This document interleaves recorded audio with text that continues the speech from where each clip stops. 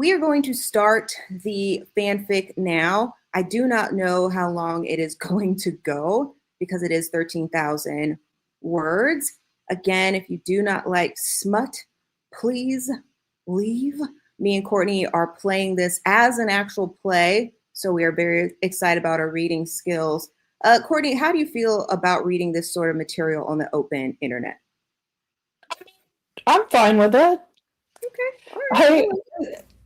My plan is just to make everything as uncomfortable as possible. Mm. I know last week I said that and did not pull through, but I got some clearance with the other half and told me that I could do better. So I'm gonna do better. Yeah, use your words. I can't talk you through it because you can read, so I don't have to help you sound out anything. We got this.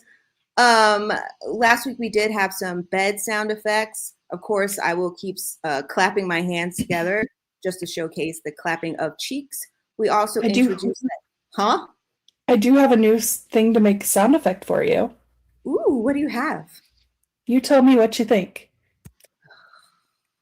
Okay, let me help this English girl real quick.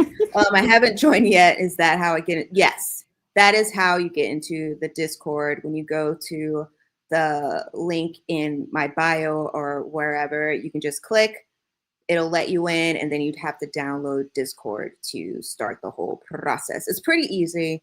It's not very hard. Sorry, I just looked at the portion of Stockholm we'll be reading. Okay, Courtney, you got water? I got water and tea, so I am good. Perfect. I have water, and let us just start the showcase. The disclaimer is running at the top of the screen, so you know what is going on here. Is this devilish or Stockholm? Devilish. Okay. Devilish. So I'm not going to shock you yet. Just since we are not going to read all of Devilish, I will just jump right into Stockholm when I stop reading. So let me actually set a timer for 50 minutes right now. So far, what we have gotten to is Yunho has met YN. They were basically instantly attracted to each other. Woo-young brought her to the diner that Yunho works at. After they banged for the first time, Yunho was mad hooked to that cooch juice, and he couldn't get her out of his mind. She kept coming around to the diner, titillating him and all of the things. It got very, very spicy when they recorded themselves playing with each other's baby making parts, and they filmed it. Yunho did not erase the footage. His brother and his dad basically saw everything that he's been doing with her. Fast forward, Yunho is at his dad's birthday party, and Yunho's mom keeps bringing around Yunho's old girlfriend, but they only dated for a few hours basically, but she want that meat basically. So now I think we're getting into the part, well, you see the words F baby, so I think they're fucking right now. But YN is going to go to dinner with the family. That wasn't really a spoiler. So that's where we are with the story. Also, Yunho got a tattoo as well, and he has been skipping church. So let's go. Steam coiled thick in the small, they're in the shower. Okay. Steam coiled thick in the small shower, fogging up the glass, slicking down the tiles, clinging to every gasp and moan like heat-made flesh. Yunho's head tipped back against the wall, droplets chasing each other down his throat, his chest, disappearing between the flex of his abs and the curl of your fingers around his thighs. Hello. Fudge, baby, he hissed through gritted teeth. One hand knotted in your soaking hair and the other gripping just under your chin as your mouth dragged down his... Courtney? Lightsaber, thank you. Like you had nowhere else to be. I won't make you read that since you're already reading. Like the taste of him was all you needed.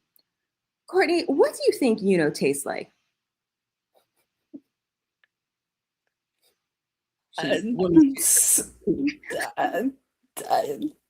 don't know. Well, with the cologne he uses, I'm gonna say probably soap.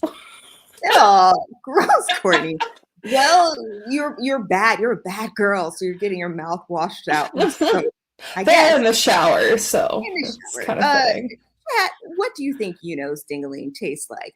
A part of me wants to say like cotton candy because he is so sweet.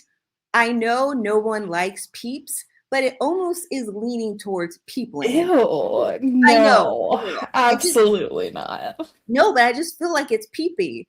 And it will be very, very sweet in my concern. Like his juice probably is like high fructose corn syrup. Like it's just a lot to deal with. And I'm sorry, I just Cucumber flavored. oh, Courtney. Can't really taste anything, but there's like a little hint of something. A little hint of something. Not sure what it is. It's a little something. I love. Oh, Barry likes Peeps. I knew you would like that. You definitely feel like that for sure.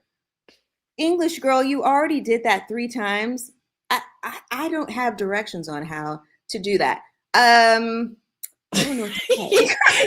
She's talking about getting in the Discord group. She wants to get in there. It should give you directions. Courtney, do you remember what happened to you when you signed up? I got an automatic pop-up, but if you don't have any spots open, then that might be why. It could be. English girl. I'm sorry, I just called you English girl. I don't know your name that you want to go by unless you want to go by Hermione. What does that even say? Does that Hermione? Say okay. Hermione? Yeah. Oh, wait, we have 2 English girls. Not you, Sasha. Okay, I just call you Sasha. Okay, we were just talking about his dingling. Now I got lost. Okay, like the taste of him was all you needed. Your knees burned against the ceramic floor, but you didn't stop, didn't flinch. Just let your lips slide over him again, tongue teasing the underside before hollowing your cheeks and taking him deeper. The sound he made was filthy, guttural, desperate, almost broken. Now, you all know I love sound effects. So, in my mind, and Courtney, I want you to also do the sound effect as well as to what you think he sounds like. But here's my rendition. That is me. Courtney, what do you think he sounds like? You want me to do him instead of her? Okay. No, I mean just in this clip right here. Filthy, guttural, desperate, almost broken. What sound would you make? Just oh, Courtney, that was good. I give you 10 out of 10. Guys, was hers good? I loved it. I wish I could hear everybody's favorite. Courtney, have you been practicing? No, I've just been holding back. Courtney, you need to showcase this side of you more. This is about you want that Oscar. You have to go for 69 miles. Guys, Courtney's really talented over here. Okay, we're finishing. God, you're so. He cut off with a choked breath, hips twitching forward into your mouth, jaw clenched, like he was trying to keep his soul from spilling out. You're fudging perfect. You looked up at him through your lashes, hair soaked and heavy in his grip, your full mouth of him as you moaned low. The vibration made his knees damn near buckle. Darn it, he gasped, watching your lips stretch around him like a fevered dream. Don't stop. Baby, don't. Hold on, that made me think of that NCT 127 song, but whatever. Okay, it did. I love that song. Okay, his voice cracked when you swallowed him whole.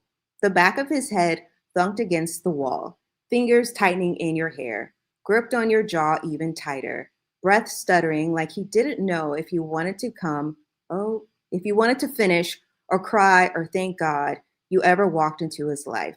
His thighs tensed beneath your hands as you began to bob your head faster, sloppier now, spit mixing with the water, the obscene wet of it echoing in the shower like a sin confessed too loud. Fudge, Yunho's voice was wrecked, hand trembling in your hair as he pulled you back suddenly, panting hard. You blinked up at him, lips swollen, spit and water dripping down your chin, as he looked at you like you were holy. Get up here, he growled, voice thick with want, as he yanked you from your feet and slammed his mouth onto yours, tasting himself, tasting you, tasting everything. One hand found your buttocks.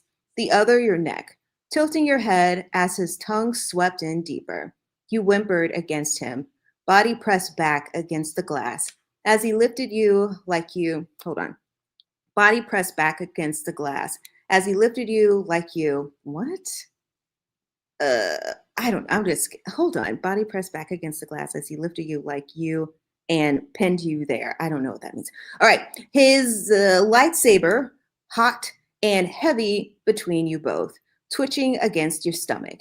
Yunho didn't waste a second. The moment you dropped back down and turned, hands hitting the glass, slick and trembling under the hot spray, he was behind you. One palm splayed over your lower back, the other guiding himself between your thighs. His breath ghosted over your neck as he pushed inside slowly, carefully, savoring the way your body gave way for him, like it was made to take him. His lips parted against your skin, kissing a line up to your ear as he sank in deeper, groaning low with your hips pressed back into his. You're always so perfect, he whispered, voice ruined. So freaking good for me. You gasped, forehead pressing to the fogged glass, every inch of him dragging slow and deep. He set a pace that bordered on torturous, thrust measured, deliberate, his mouth never leaving your shoulder, your neck, your jaw. Each kiss made your knees weak, and the stretch of him had your nails clawing at the wall. He stayed buried deep, grinding into you between soft praises and breathless moans, the steam cuckooing you both in heat and want, and something dangerously close to something much more. Courtney, what do you think that something much more is? Starfish. What? Starfish. Starfish what? Starfish from chapter 2. Courtney, I don't think that's what that means. I think it does. No, the steam cocooning you both in heat and want, and something dangerously close to something much more. And you automatically thought about sandbox play. Yes, exactly. What else is closer? I was thinking that it was them falling in love. Oh, that's You thought yeah. You thought P and an A. That's what you thought. Who reads trashy smut for love? Come on. We're not reading it for love. We're reading it for the love of the P and the V meeting up with each other and the starfish. And the starfish. Thank you, Courtney. You didn't know what starfish were previous to our other readings, correct? Correct. Well, I did. I knew it. Wait, why are you making me sound like I didn't know? I knew what it. You just asked. I don't know what you're talking about. No, I thought you sounded confused when I said starfish. It was sandboxing that I was not sure of. Yeah, I switched it up to sandboxing because in a sandbox, you know what? I don't know. It just sounded good. It actually is very disgusting when you think about it. So no one think about that. All right, back to the reading. San tossed another handful of popcorn into his mouth, legs kicked up on the coffee table, watching Inception, like he hadn't seen it 6 times already, and still didn't understand the last 20 minutes. I think it was a dream the last 20 minutes, because I did see that movie 2 times. I liked it, honestly. Okay, one of the rare Sundays where neither of them had work. Yunho had disappeared to shower 15 minutes ago with you, and San was not going to pee this time. He'd hold it. He learned his lesson after the 3rd walk-in. Hold on. He groaned, brushing crumbs off his tank top. Yunho, I swear to God, if you ordered delivery again and forgot to tell me. He opened the door and froze. Miss Jeong, standing in all her terrifying grace, was Yunho's mother, pristine as ever in a matching blush pink sweater set, hair immaculately styled, eyebrows arched like she already didn't approve of whatever she was about to see. Behind her stood Gong Ho, holding 3 containers stacked neatly in his arms. San could smell the kimchi jjigae. And, hold on, what are you doing here? She breezed past him, like she paid the rent. Well, my son has not shown his face at Sunday dinner in 3 weeks, so I brought the leftovers. San flinched. You, you didn't call first? She gave him a look like calling was for the weak. Gung-ho shrugged, mouthing, "Help me," as he followed her inside. All you could feel is Yunho grip. I like how we're switching from his mom coming and now we're switching to Coming. Well, it's quite the stretch, if you will. All you could feel is Yunho's grip tightening, his control slipping the second your moan breaks loose and echoes off the tile. Fudge, he growls, forehead pressing to the back of your shoulder as his hips snap, forward harder, faster. The slow, reverent thrust disappear completely, replaced by something raw and unrestrained. Raw indeed. He's pounding into you now, water slapping against skin, the glass fogging so thick you can barely see your own reflection. Your hands slid helplessly down the wall as another moan tears out of you. Loud, wrecked, completely unfiltered. Yeah? He pants against your neck, teeth grazing your skin. That's it. Let me hear you. His hands slide down your sides, gripping your hips hard enough to bruise, pulling you back to meet every thrust. The sound is obscene. Skin on skin. Oh, shit. Skin on skin. Water splashing. Your breath stuttering every time he hits that spot that makes your knees shake. Courtney. What? You were too loud. Okay. Your mic was like, hold on. Courtney. I'm sorry. I was trying. Well, it sounds like you're calling him from across the street. Like he sees you. Good job. You cry, voice breaking as you thrust deeper, faster, like he's chasing something he's been holding back for weeks. His mouth moves everywhere, your shoulder, your collarbone, your neck, open mouth kisses between desperate groans. You feel so effing good, he mutters, almost feral now. Your moans get louder, less controlled, bouncing off the tile as his pace turns relentless. Okay, more relentless. One hand slides around your front, fingers slick as they find you, rubbing fast and messy, like he knows exactly how close you are. Come on, he whispers hoarsely in your ear. Oh, okay, hold on. Make sure that's not porny. Okay, finish for me. Let go. Your body, Courtney, were you laughing? No. You're laughing now, Courtney. No, okay. I'm not. I hear you. You're literally laugh talking. Okay. Hold on. What's that? Oh, okay. Hold on. I got a notification. Your body tightens, your moan turning into a broken gasp as the pressure coils tighter and tighter until your body snaps. The wave crashing so hard it leaves your vision white around the edges. You moan loud, unrestrained, as it rolls through you, shaking and clenching around Yunho. Your hands scrambling against the slick wall for something to hold on to. F, baby, he groans, his thrust stuttering as he presses his body against yours, holding you through every trembling aftershock. That's it. God, that's it. Perfect. I love that. San watches, panic behind his eyes, and quietly slips the popcorn bowl to Gung-ho's hands and grabs the food containers in exchange. Walking to the, sorry, all that hand slapping, and now we're going back into the kitchen. All right. Walking the containers to the fridge, hands moving on muscle memory while he tries to think. He knows what Yunho is doing right now, exactly what he's doing, and the timing couldn't be worse. Gung-ho plops onto the couch and picks up the remote like nothing's happening.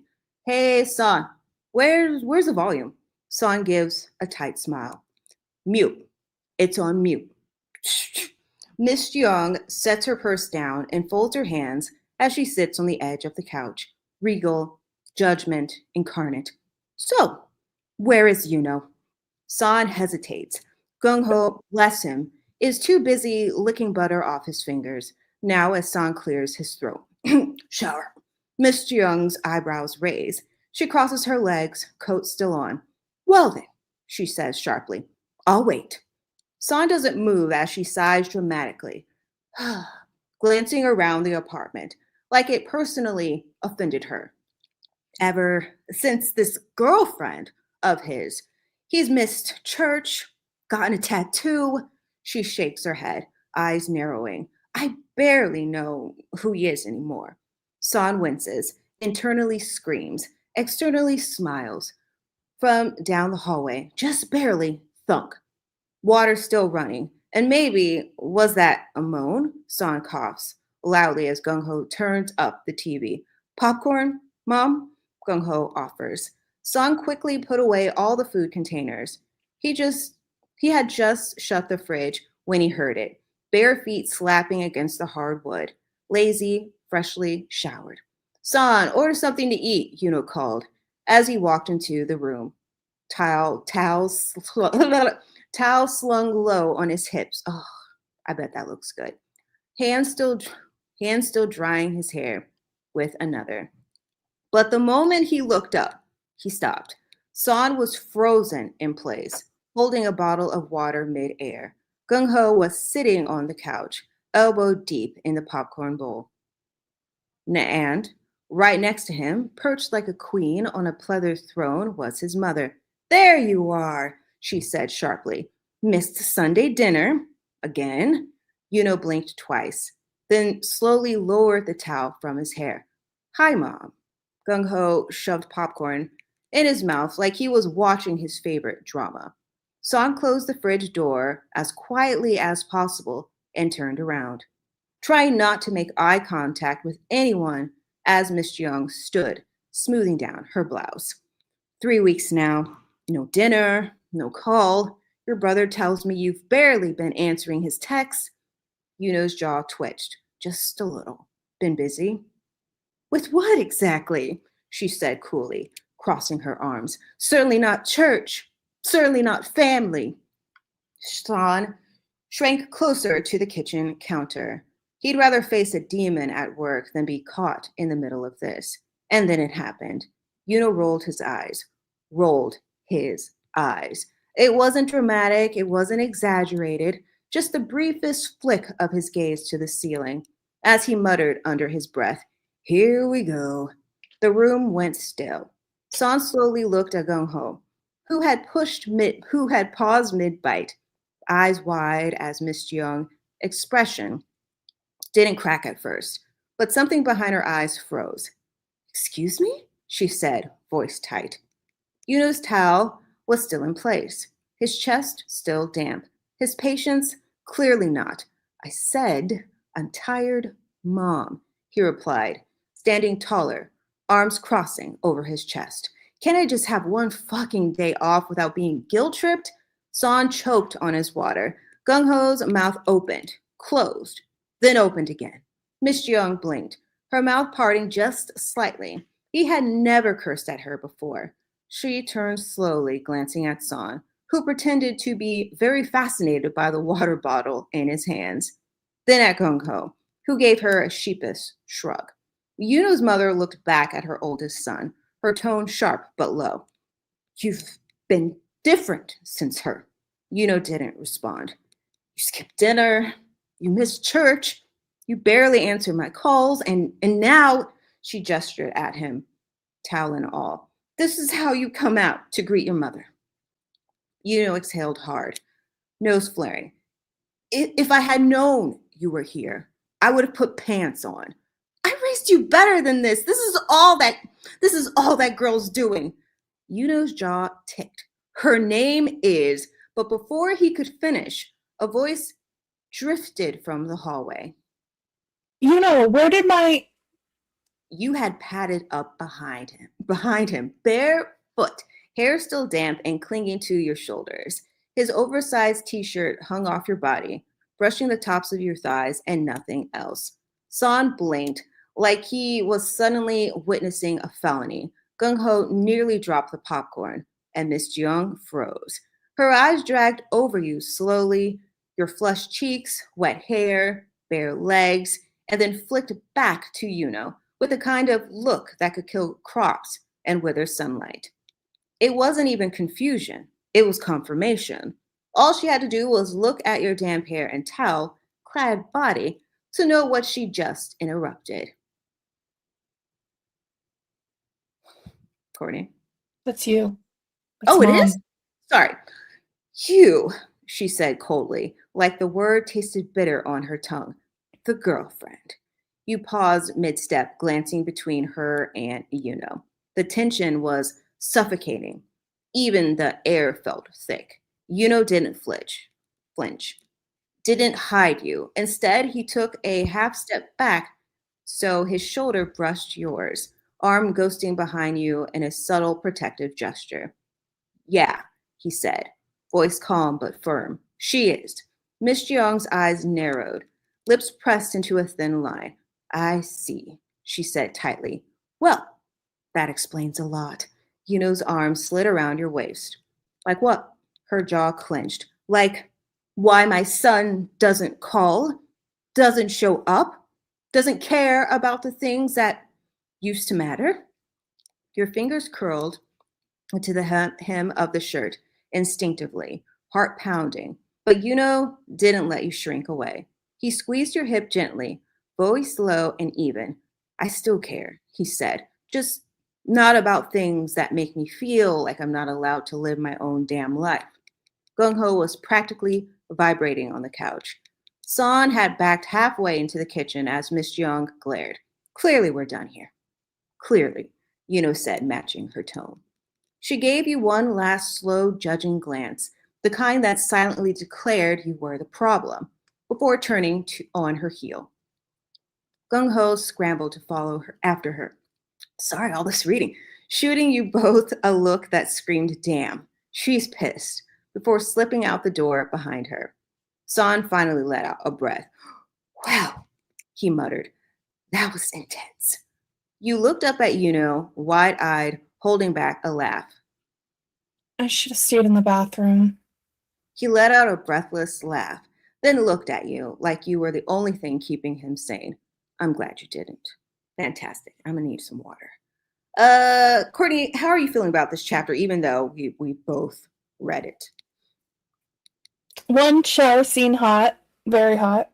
Mm-hmm. Two, the hilarity of Mom coming in as he's getting out of the shower, mm-hmm. Also great.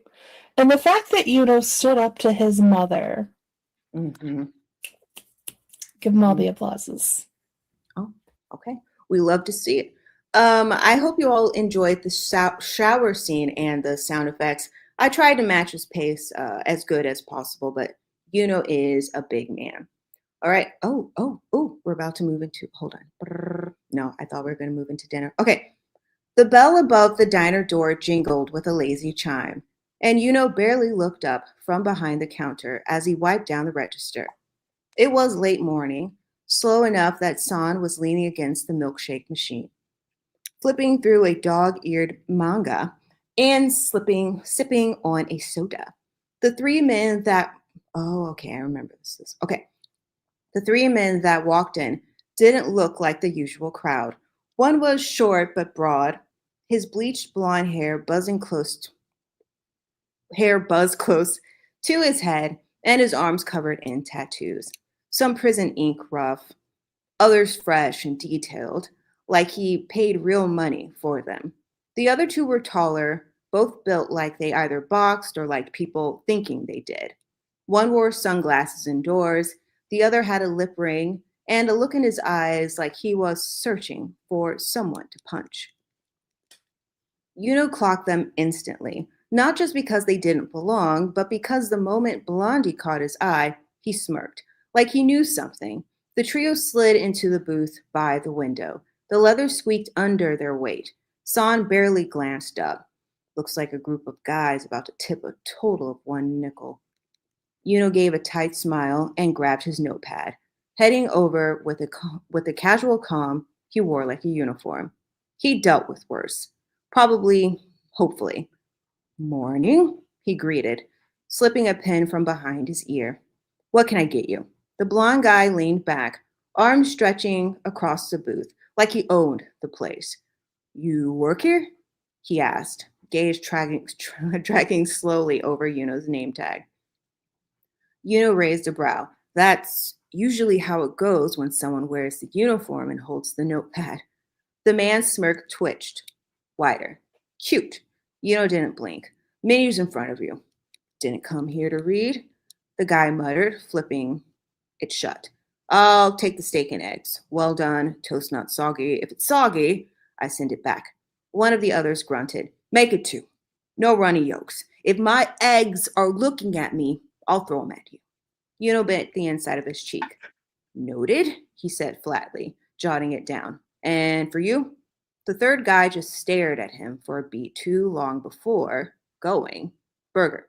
Double patty, extra cheese, no pickles, and don't fuck it up. Yunho didn't flinch, but San had definitely stopped reading behind the counter. You want fries with that? Yunho asked coolly.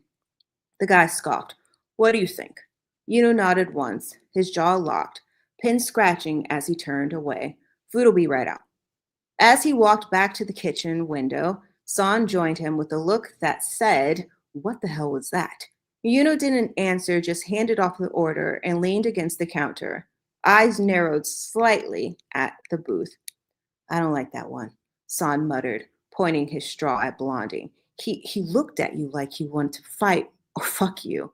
Probably both, Yunho said under his breath, and not the fun way. San made a noise of agreement, squinting. You know them? Never seen them before, Yunho said.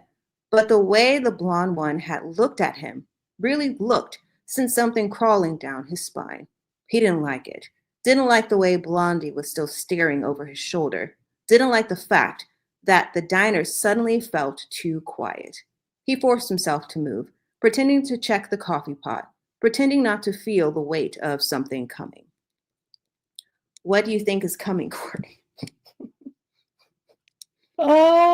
Certainly not them, not right now. That is true. I mean, we know who it is already. So, it's going to get really interesting. Just trying not to give spoilers, you know? Yeah, we're trying to hold back. The bell above the diner door my throat is killing me.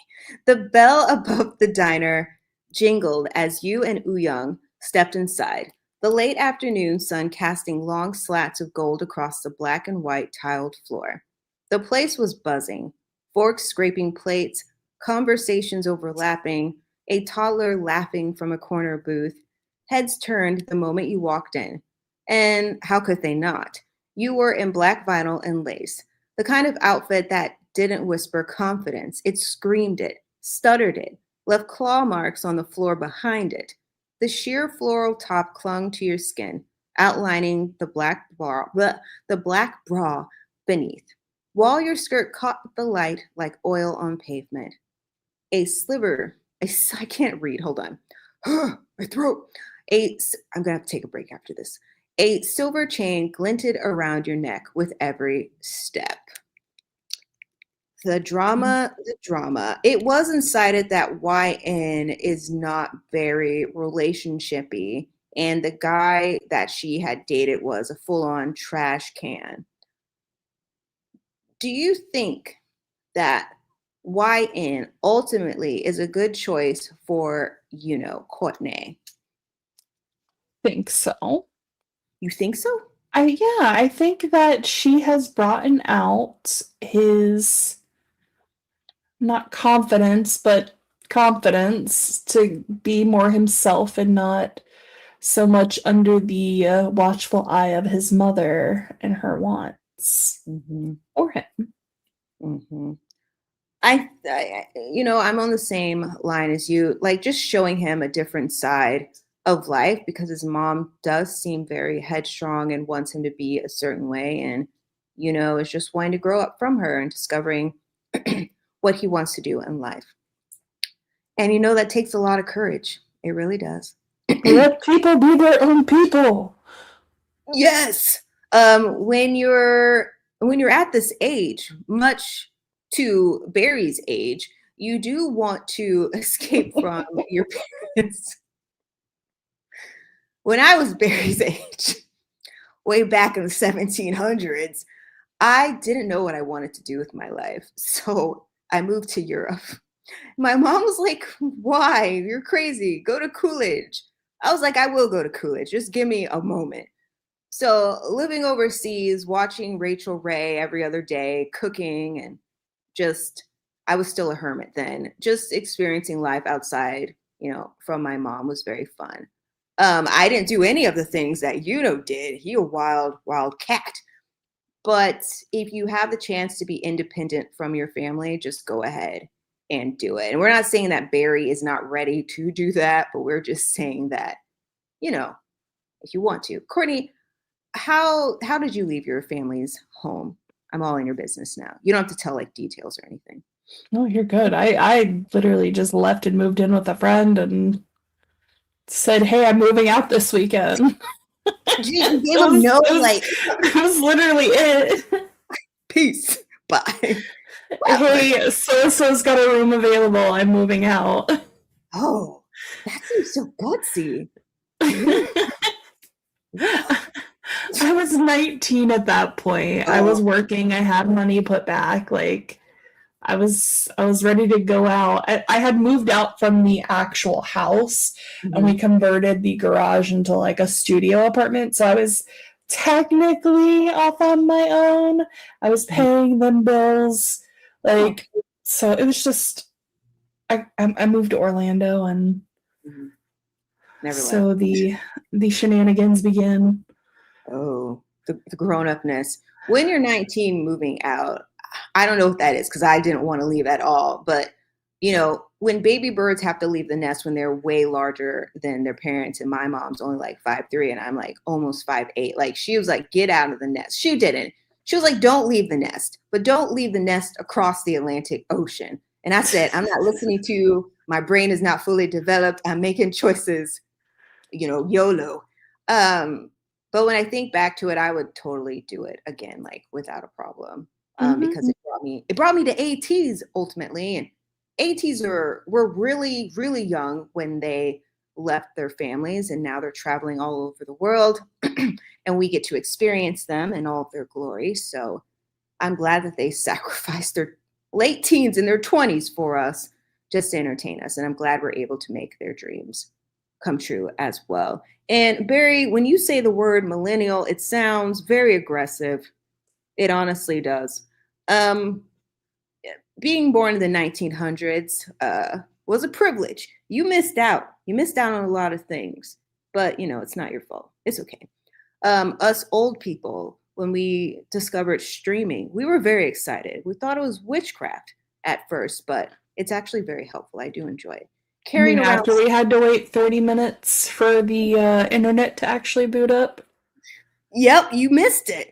In hopes that your parents didn't have to use the phone. Ugh. Them using the phone and then hearing that bing, bang, bing, bang, they're like, get off the phone. You're like, you just now have to try to re-download this. And it says 28 years. Like, this is not a good time. And sometimes you don't even know if you're getting the whole song because it could just be messed up and you also could get a virus on the computer. So, and we had to read actually in the olden days as well. If we had ChatGPT, it would have saved a lot of time. But it would have. Memories of old people. I do not miss those days. It's a catch-22. Like, we didn't even have YouTube. Like, we had nothing. We had to go outside in the heat, drink from water hoses. Parents, when you would come in the house, your parents are like, you smell like outside. I was just outside for like 12 hours, like in the house. Like, what did you expect? I just miss the days of being on MySpace and being able to be passive aggressive by changing your tops. Yeah. I miss that. But that's also stressful because your friends could be like, why did you knock me out? Like, what did I do? And you're like, I got a boyfriend today. We might break up, but I had to move my boo up. I'm sorry. That, and I love how we were all coding as teenagers just for our MySpace pages. Like the glitter and picking the songs. Yeah. We were how any of us have forgotten how to do that, I have no idea, because I don't know about you, but I was on there constantly.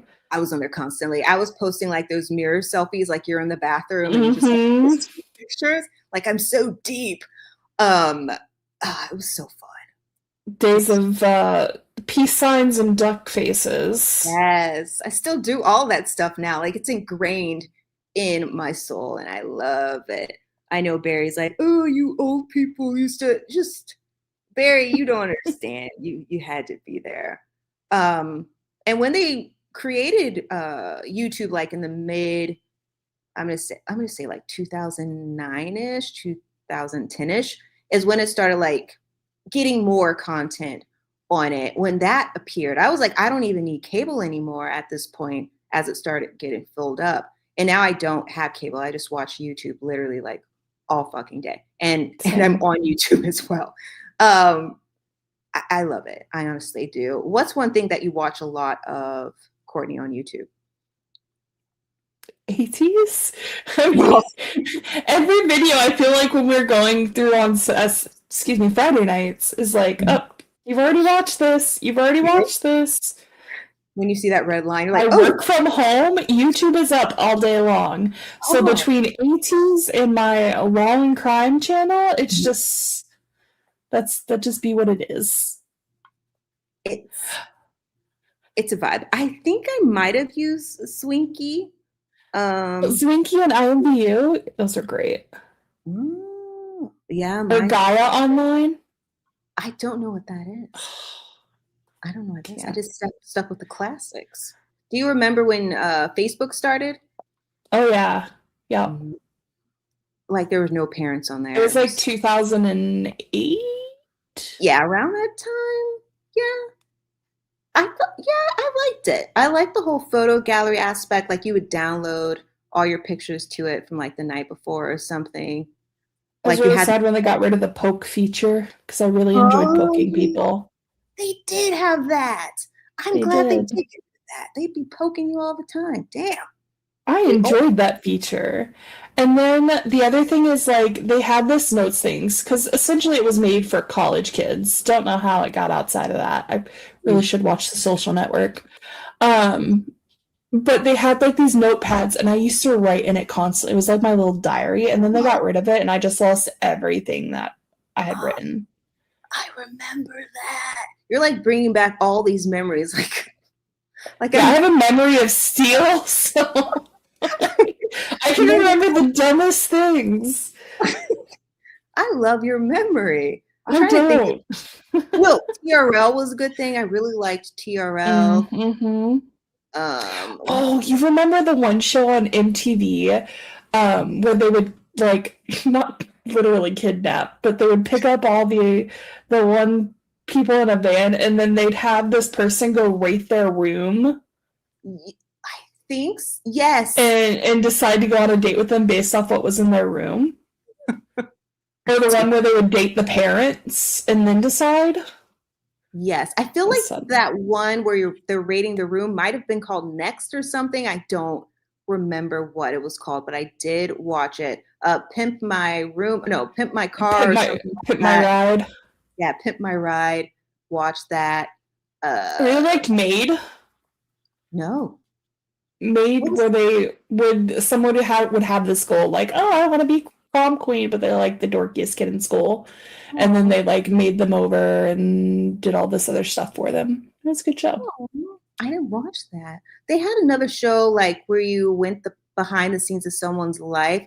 You have no idea or something. I can't remember what it was called for the life of me. Hold on. Now it's gonna drive me crazy. Hold on. MTV, you have no idea. Hold on. I feel like a grandma right now. MTV Diary. Yes. Mm-hmm, mm-hmm. That was like our history channel basically in those days. I still remember Britney Spears one. I like when we would go behind the scenes for music videos. That was fun. Just, I feel old right now. I feel like my mom when she talks about like the 60s. And I'm like, I don't know what you're talking about. Did you guys have color TV? I don't know. I honestly don't. And then my grandma from the 30s. I was like, did you guys have TV? I don't know if you did. Parental Control was another one that was really good.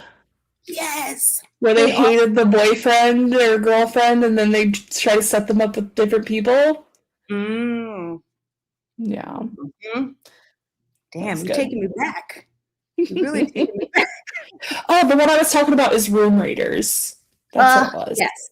Yes, Room Raiders. What happened to all these shows? Were they that problematic? I didn't think they were that problematic. Barry, like the kids now, Barry, I'm just talking to you. You guys are very sensitive. When we were growing up, it was like the Wild Wild West. Like people were just saying anything. And we're like, yep, makes sense to me. And as we got older, we couldn't say those things anymore. We had to beat that stuff out of us. It's just very sensitive right now. That's okay. Barry, you missed out. So I gotta say, Room Raiders. Did you actually watch that, Barry? I feel like she's lying. Like Nick Ignite or something. Okay, she doesn't know. She's just a whole child. We also used to watch like a lot of grown-up shows, like Golden Girls, for some strange reason. Ricky and Lucy. I Love Lucy. Just I Love Lucy. Yeah. Old people things. Murder, She Wrote. Like, I don't know if we were like 50 years old at that time or like children, but it was a good time.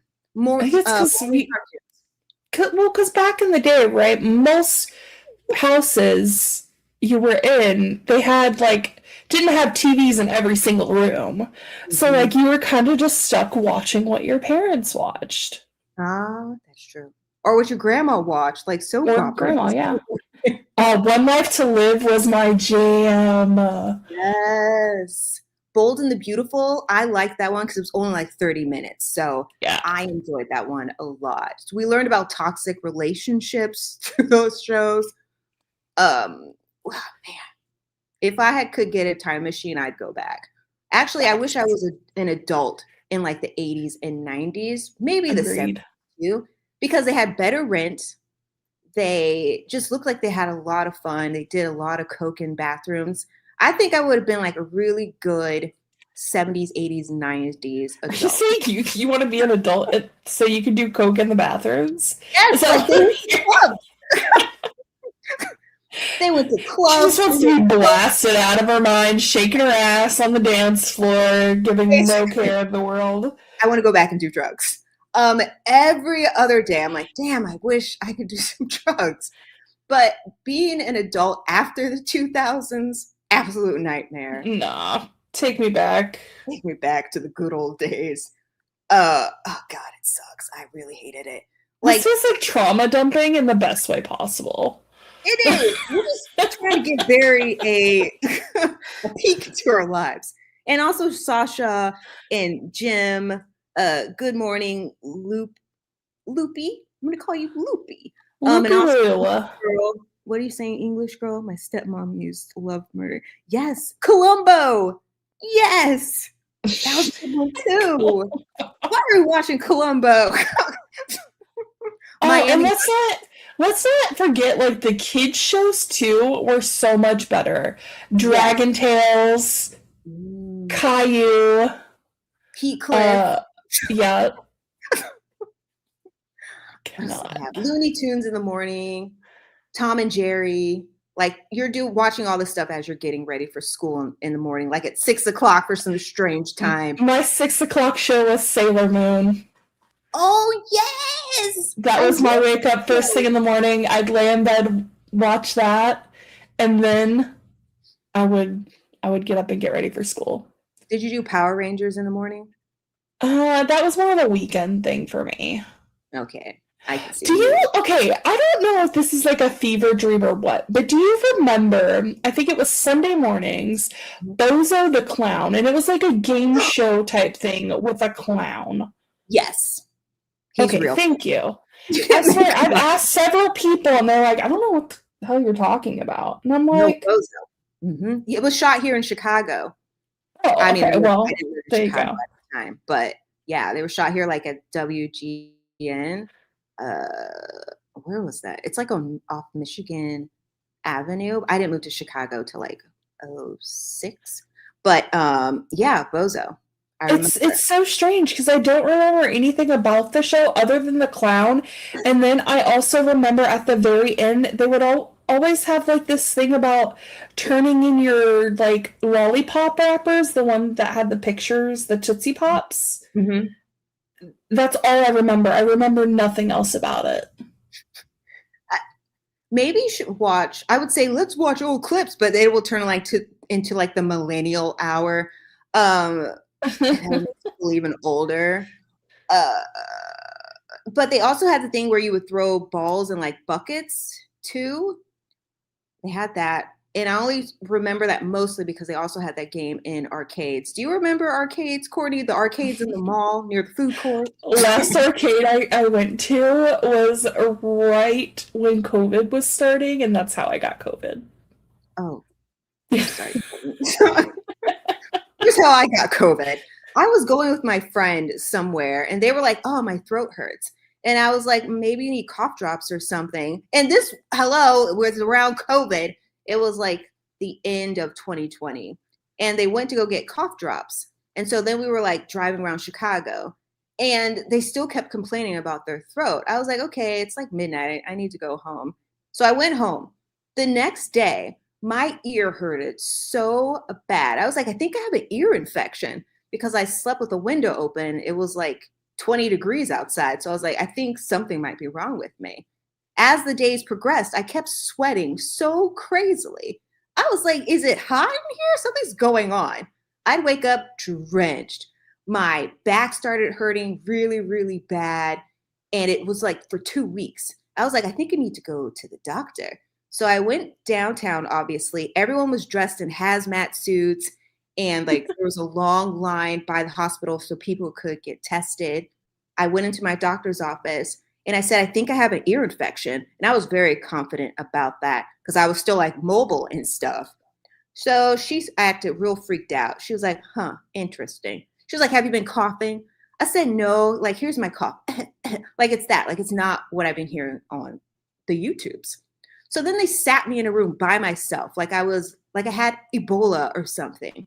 Doctor came in, hazmat suit. I was like, this is weird. And he was like, you have an ear infection? I was like, yeah, I got one. So he checked my ears. He's like, your ears seem fine. He was like, let me do a swab on you. I was like, damn, which one? He was like, nose. I'm like, fuck. Crap. It's already been 50 minutes. And I was like, okay, we can do nasal. He comes back. He says, you got it. I was like, got what? He was like, COVID. I was like, shit. I know where I got it from. He's like, well, I don't fucking care. And he was like, I can't give you medicine because, there is no medicine for it. So just go home, take Robitussin. I was like, Robitussin tastes terrible. So I leave. I go across the street to get some ramen. I go home. I start eating the ramen. My taste buds go out as I'm eating the ramen. I was like, I can't taste anything. I was like, oh, yeah, I definitely got it.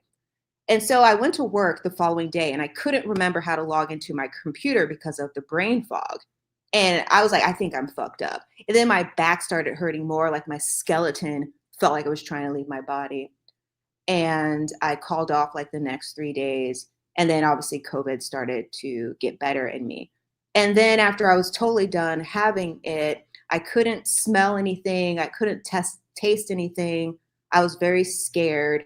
I started doing like the nasal rinses and retraining my smell and got it all back. The one thing I have left over from COVID is I can't taste tortilla chips. And that was the most depressing thing. My favorite chips, I loved them. I can't eat them anymore. They taste like soap. And when my friend messaged me, I was like, you fucking gave me COVID. I can't believe you did that to me, but they didn't know they had it. And I never talked to that person again because I would have had COVID if it wasn't for that person. And even through these 104 fevers, I still had to take my chihuahuas outside. And I lived on the 14th floor of my building. And one of them were 5 pounds, and I had to lift him up because his little legs were like 2 inches long. It was horrendous time. And that's my COVID story. No one cares about. But I just was reminiscing about it. So good times. How many days did you have COVID? I think we had it for like a solid 2 weeks. Oh, it's not bad. Because me and my husband had went on a date to the arcade, And like I made sure to wash our hands and everything. Now this is before COVID thing was even announced. This was like before everything. We thought we had just had colds, but it did not feel like no normal cold. We were like quarantined in our room willingly because we were like, we don't want anybody else in the house getting sick. And we literally slept at 18 hours a day. Just, yeah, we were struggling. And then, like, neither of us would eat. We couldn't taste anything. It was hard just swallowing any kind of medicine to get it down. Ugh, it was rough. Yeah, it was a horrible time. I hope none of that ever happens again. Now, English Girl has just brought up O-Town, my liquid dream. I dream about a girl and something Destiny's Child. I watched the making of the band of O-Town, and it was good, but Jacob was like my favorite one, and Ashley Parker Angel, I guess like the center basically of the group, was such a see you next Tuesday. Like I didn't like him. His girlfriend was terrible. Okay, I'll stop talking about that stuff, but O-Town was my jam. I did like them. I bought their CD and everything. All right. Let me just get another drink of water and then we'll finish with the guys in the diner. If you have any other millennial things to pop in the chat, just go right ahead. He was so cute. He was almost like the Justin Timberlake, but played the guitar, which was interesting for him. Yeah, it was interesting. Okay. Oh, the guy from Hawaii. I forgot what. All right, I'm going to be done talking about it. Do you guys remember the other making the band with P. Diddy Popcorn with Danity Kane? Danity Kane got the short end of the stick. I still listen to their music. They could have been superstars. That's all I got to say. That's all I got to say. All right, done talking about old Justice for DK. We deserve it. They kept trying to do, oh my God, I can't stop. I'm going to do it. They kept trying to do reunions, but they never could because Andrea wanted to have a fucking family. Dawn wasn't getting along with Aubrey, and poor Shannon was like just in the middle of everything. And he also left. I was all up in those people's business at 10 p.m. on Thursdays. I watched a lot of TV. Okay.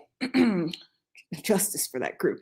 This is an educational long live stream. Okay. Back to reading. Okay. You spotted Yunho behind the counter working the milkshake machine. You guys remember Khalees? My milkshake brings all the boys to the yard. I sound like an old person. Okay. Yes. You remember la la la la la. Oh no! I got an older one for you. Yeah. My neck. Guys, a child singing that song ain't right. I can't put the air in my crack. Like what? Okay, you a whole hoochie. I had a friend's mom who would get drunk and just start singing that. It was so funny. No, did she do? Yeah. Oops, my skirt fell or something weird like that. Yeah. Tweet, kids, tweet. She's aging herself and acts like ancient. Shut up. Time her out. I know she's a mom, but Barry, time yourself out. Get out. We're reminiscing. Put yourself in the corner immediately. What songs came out when around her age? What year? 2003? Yeah, she's 03. No, I think she's 03. I thought she was 02. But she said she was born after 9/11, so. Not us doxing her. We are. We didn't tell her where she lives or anything like that. I have free will, whatever. We got In the Club, 50 Cent. Right there, Chi. Yeah. Crazy in Love. Yep. Looking so crazy in love. Got me looking so crazy in love. Good time. Hey Ya by Outkast. Hey Ya. Throwback. Rock Your Body. Justin. Rock Your Body. Yeah. Cry Me a River. I really like that one. Yeah. And then Bring Me to Life by Beneficence. Mm-hmm. Another song that came out, which pretty much got me in to ATs. The thumbnail for their music video looked like something from, oh my god, I just blinked out. My Chemical Romance. And I was like, huh, interesting. So then I clicked on it, and Captain's like, I got it bad. And I'm like, oh my god, this is where I belong. I found home. I'm home. And then I listened to more of their music because I thought they were just like noise music. But then I got lost into like Venoria and Inception and Deja Vu. And I'm like, this is hot. That guy is hot, Sungwa. And Son was my bias for a little bit of time. But man, what a great, great era, Gorilla. It's almost like we need to start a podcast. This is a podcast. Let's talk about old people things. But yeah, just, oh man. And this was still when Son was coming out of his twink era with Gorilla. He started getting a little bit of muscle. And they did a double promotion with Sector 1. This does sound like a podcast now. They did that double promotion with Sector 1. They should have did a performance video as well. But Sector 1 was a really good song. I was going to say, Courtney, did you like it? But you were not around at that time. Sasha, did you like it? I know you joined around Gorilla. No, I'm leaving. This isn't a joke. This was before your time. Yes, Rena. When Yunho danced to Justin Timberlake. Okay. Oh boy. I was like, I really want to watch that now. Yeah, me too. Hold on, let me bring it up. Oh my god, he was just even in front of a 7-Eleven. I want him. It's so hot. I can't. It's just too much. Want the outfit. Get out of here. Get out of here. Him and Captain also danced to, I think it was Bye Bye Bye. They danced to some NSYNC song. And I was just like my worlds have collided. And this is crazy right now. Hold on. Bringing up. We should be reading, but. Our throats hurt. It's fine. Our throats hurt. So now we're just talking more. Hold on. I had a feeling we wouldn't finish the story today because it is so long, but that's okay. All right, we're bringing up Yunho when he did Like I Love You by Mr. Justin Randall Timberlake. Okay, here we go. We're going to watch it twice because it's over, 1.7 million views. This was hot. What is this? Hot. Just everything. This was from last year. Why do I feel like this was 500 years ago? It feels like it's been so. We need more. I need more dancing stuff, like reels from him. I need it. We deserve more of them covering like these songs from the olden days. I would love for them to actually cover stuff by NSYNC or Backstreet Boys. Like if K-pop had like a throwback day or something like that, it would just be fantastic. Fantastic. Like him doing Booty with Uyong? Yeah. I love when he dances in this style. Same. I want him to. It's just so hot. I don't know why. Dancers are my weakness. Man, I want him to like cream my insides. He's so freaking hot. And I know insides, outsides, wherever he wants. Where in my ear, like I don't care where it goes. Like just paint me like one of your French girls. Like just do what you gotta do. All right, let me get left, right, up and down. You can write your name on me. Yeah. And just for Masterpiece. I don't know why it wasn't on tour. I don't know. Literally makes no sense. So many songs belonged on tour for In Your Fantasy. I don't think they'll switch up the set list when they go back out for Europe, but so many opportunities just gone. Honestly, they should let Atini pick the set list. They really should. But they probably will never let us do that. Okay, that's enough of old people talk. Let's get back into the story. Okay, you spotted Yuno behind the counter, working the milkshake machine like it owed him rent, biceps flexing under the rolled sleeves of his uniform shirt, eyes focused as he layered whipped cream onto a chocolate shake. He hadn't seen you yet. You crossed the diner with a sway in your hips and leaned across the counter, fingers curling lightly over the chrome edge. Do I really have to go That's to? my Oh, line. shit! I'm so sorry. Shoot! Action! Do I really have to go to Sunday dinner? Yuno glanced up, and for a second, he just looked at you. Really looked. Eyes dragging slowly over your outfit, lips parting like he forgot how to breathe. Then he smiled, crooked and infuriating. Yes, he said. If I have to sit through my mother, I'm taking you with me. He turned smoothly, handing off the shake to a waiting kid before wiping his hands on a rag. But when he turned back to you, your expression had changed. No more teasing, no glint in your eye, frozen. Juno frowned, following your gaze across the diner, the booth in the back, Blondie's booth. You know him? He asked slowly, already bracing as Young, standing just behind you, was watching too now. A sudden stillness replacing his usual chaos. Shit, he muttered under his breath. That's not good. Then Blondie was smirking at you. And it wasn't just a smirk, it was the kind that made Yuno's blood pressure spike. Like the guy knew something he didn't. Like you were his. Like he owned the right to look at you like that. Who is he? Yuno asked, voice dropping. You blinked, tearing your eyes away, and looked at him.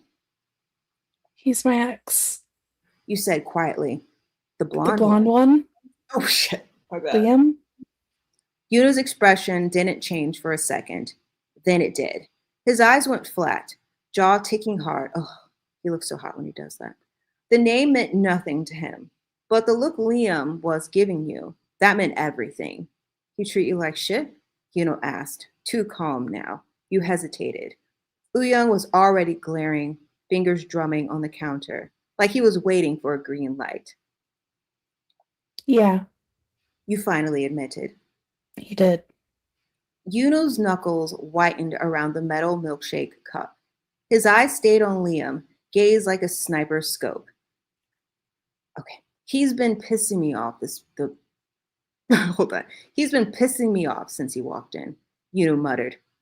Didn't know he'd earned it. You know. You warned, but your voice was soft, not really a protest, not when part of you liked the heat flashing behind his eyes. So toxic. I'm just looking, he said, flashing you a crooked smile. For now. Liam raised his glass in a slow, mocking toast again, and Yuno leaned forward, lips brushing close to your ear, voice low enough only you could hear. He wants you to look back. Don't. I was up to the mic. He pulled away before he could answer, tossing the milkshake tin into the sink with a clang and heading for the back to check something. You and Young made your way to your usual booth, back corner, half shadowed from the overhead light, far enough from the jukebox, but still close enough to watch the action. You slid in with a sigh, legs stretched out under the table, while Young sat across from you, drumming his fingers on the tabletop and stealing glances toward the counter where Yuno was back working. He's gonna blow, Young said casually, voice low as he popped a straw into his soda that San brought him. Ticking time bomb, that one. You didn't answer. Not because he was wrong, but because you could feel it too. The tension, the shift in the air. Yuno moved past your booth, a hand towel slung over one shoulder, heading toward another table, and you let your eyes follow him. He stopped at the foretop near the windows, notepad in hand. What can I get you guys? Oh, Diner Boy, one of Liam's friends interrupted, smirking as he leaned back in the booth, like he was king of something. Refills. The tone was enough to curdle milk. Yuno didn't move, not for a beat, not for two.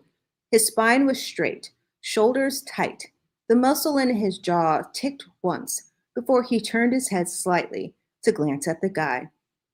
Not all the way, just enough.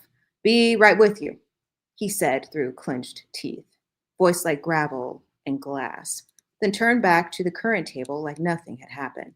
But you saw it, the flicker in his eyes, the breath he forced out of his nose. Young saw it too. That boy is 2 seconds from putting someone's head through a napkin dispenser, Wu muttered, leaning his chin on his hand. And I'm not going to lie, I kind of hope he does. You shook your head, but you weren't smiling. Yunho was walking a tight rope, and you were standing on the other end of it, just trying to figure out if you were the balance or the reason he was starting to fall. You could feel Liam's gaze on you still. But more than that, you could feel Yunho's heat across the diner, like a storm waiting to break. The storm is over. Yunho finished taking the order with the same stiff professionalism he'd been clinging to all afternoon. His voice didn't falter, and his hands didn't shake, but the tension was bleeding through, quiet and volcanic. He scribbled the last item onto the notepad, turned with a mutter. Turned with a mutter. I'll have that right out, and made a beeline for the drink station. He didn't look at you as he passed, didn't need to.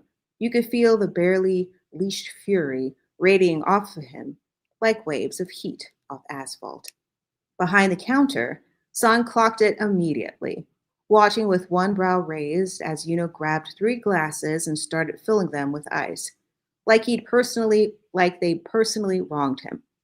You look like Satan himself just possessed you, San said dryly, sliding a plate of fries onto a tray. And you're about to drag those assholes straight to hell. Yunho didn't look up. His jaw was so tight you could see the vein pulsing in his neck.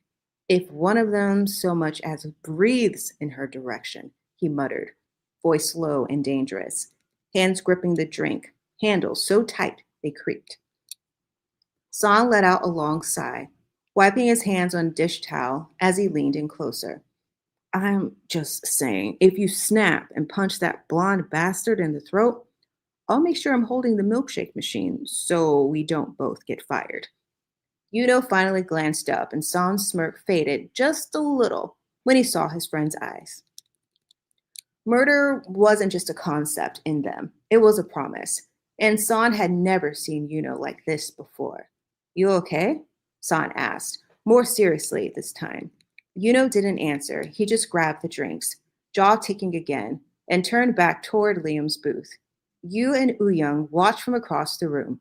You could tell the second Liam said something again, this time quieter, leaned in toward the table, grinning. You knew that grin. You hated that grin. And so did Yunho, because you watched him stop just short of the table, every muscle in his back going rigid. Yunho approached the table like a storm, dressed in diner whites. He sat the refilled drinks down, a little too loud, soda sloshing just shy of the rim, and turned to walk away without a word. But Liam, cocky and cruel, like always, couldn't resist. So, his voice was just loud enough to carry, dragging the last syllable out like he was stretching gum. Diner boy, you fucking my girl? Yunho stopped dead in his tracks, turned, came back, and leaned in slightly, one hand resting on the edge of the booth table, like it was the only thing keeping him from lunging across it. His voice was calm, too calm. I must be doing it better than you, he said, locking eyes. Oh, that's hot. That's so hot. And it's also toxic as well. Mm-hmm. Courtney and everyone, I hope you are imagining all of this deliciousness in your minds. He said, locking eyes with Liam. Considering you're the ex, you could have heard a pin drop in the silence and the way Yunho's voice seemed to echo. Young's brows shot up, and San ducked behind the counter like he was bracing for a flying salt shaker. Liam's smile twitched, faltering for a split second, but it was enough. Tread careful. Liam muttered, sitting back. I'm just saying not every girl wants to settle for a second-rate dick and strawberry milkshakes. What? Nah, it was first class. Yudo's lips curled in something that wasn't a smile, and San was already moving the second he heard Liam say, second-rate dick.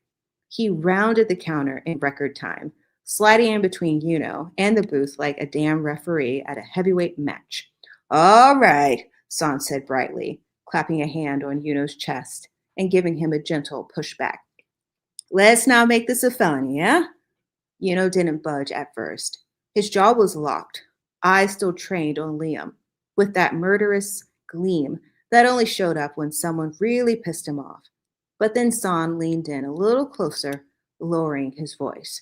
Come on, man, he's not worth it. Don't give him the satisfaction. Yunho exhaled, hard through his nose. He looked at you just for a second, saw how tense you were, how you weren't even looking at Liam, and that was enough. He stepped back and San kept a hand on his arm, just in case, guiding him back toward the counter, like he was defusing a bomb, as Liam muttered something under his breath. But this time, Yunho didn't react. The bell above the door, who's coming here? Okay, the bell above the diner door jingled as Liam and his friends finally stood to leave. Their empty plates scraped clean and their egos louder than the tip. They definitely weren't going to leave. Liam shot one last look over his shoulder, smirking like he won something. You didn't look at him.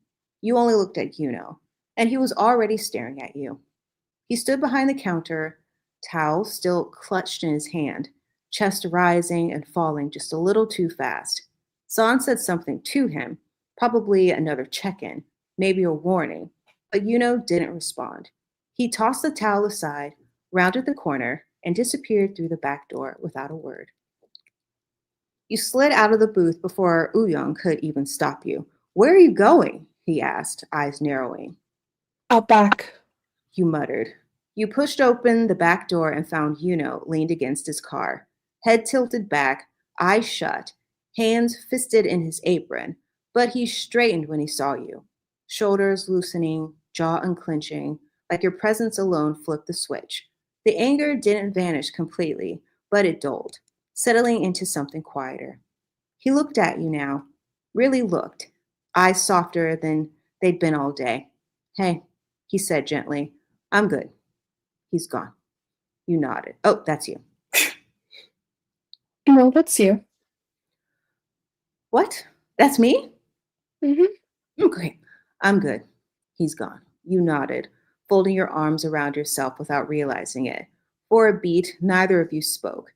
The hum of traffic somewhere down the street filled the space, the faint clatter of dishes inside the diner muffled behind the wall. Then Yunho cleared his throat. When did you date him? Hold on, taking a pause. English girl, what are you saying? The Patreon won't let me select a membership. Let me check.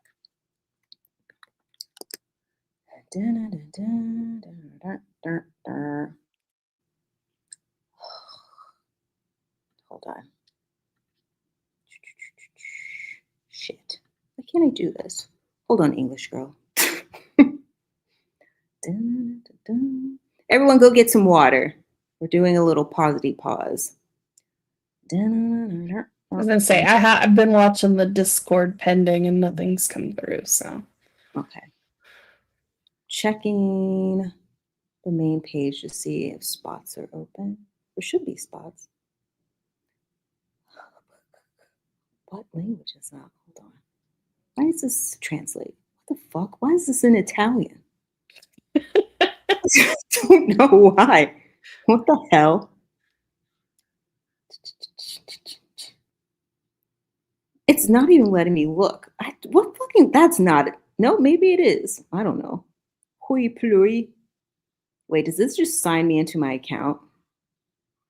Ugh. Hold on, I can't see what's going on. My God, I feel like I'm 90 years old. Why is this in Italian? I'm so sorry. I don't know why it's like when I put the captions on for AT stuff and the captions are just in Korean. And I'm like, I didn't select this. So strange. Hold on, English girl. I can't read Italian. It won't let me look at anything. Hold on.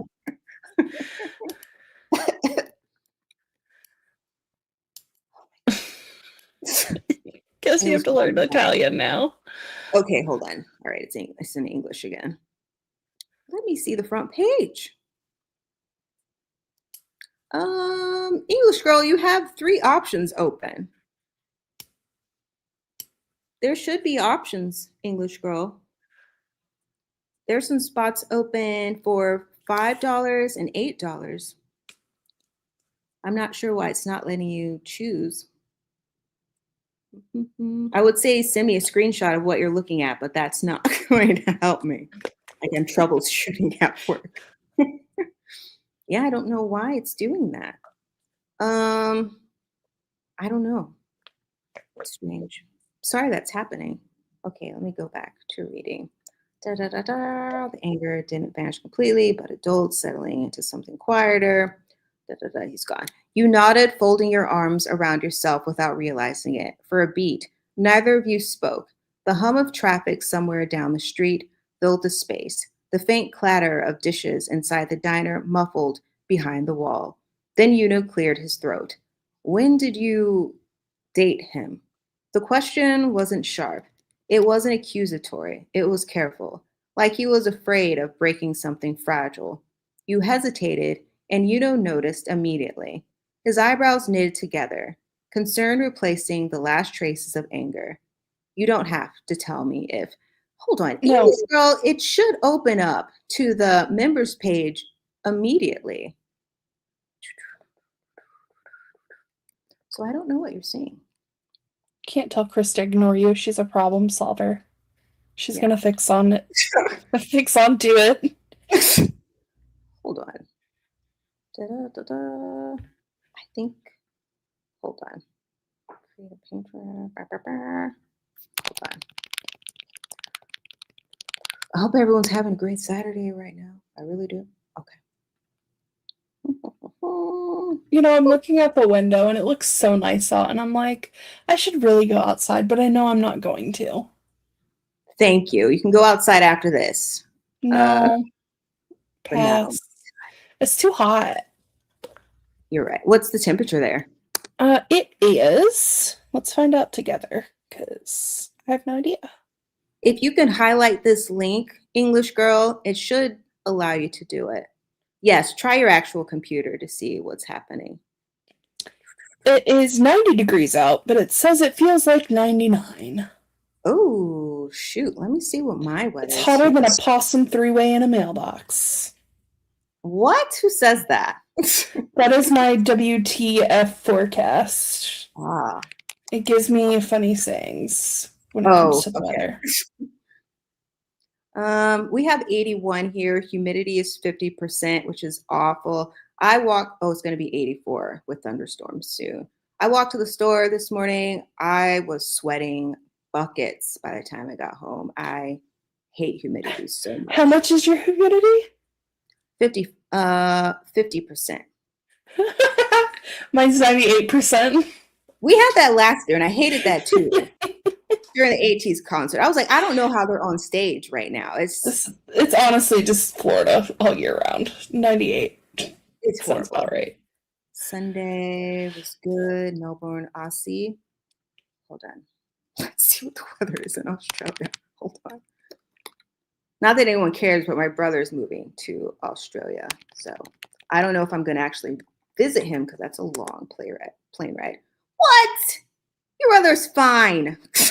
53. Your weather's perfectly fine. Whose weather? I'm jealous. That's good weather. We got 89% humidity. Probably feels like 65 or something. Well, guys, this humidity is crazy. Oh, Wednesday's going to be good. Okay.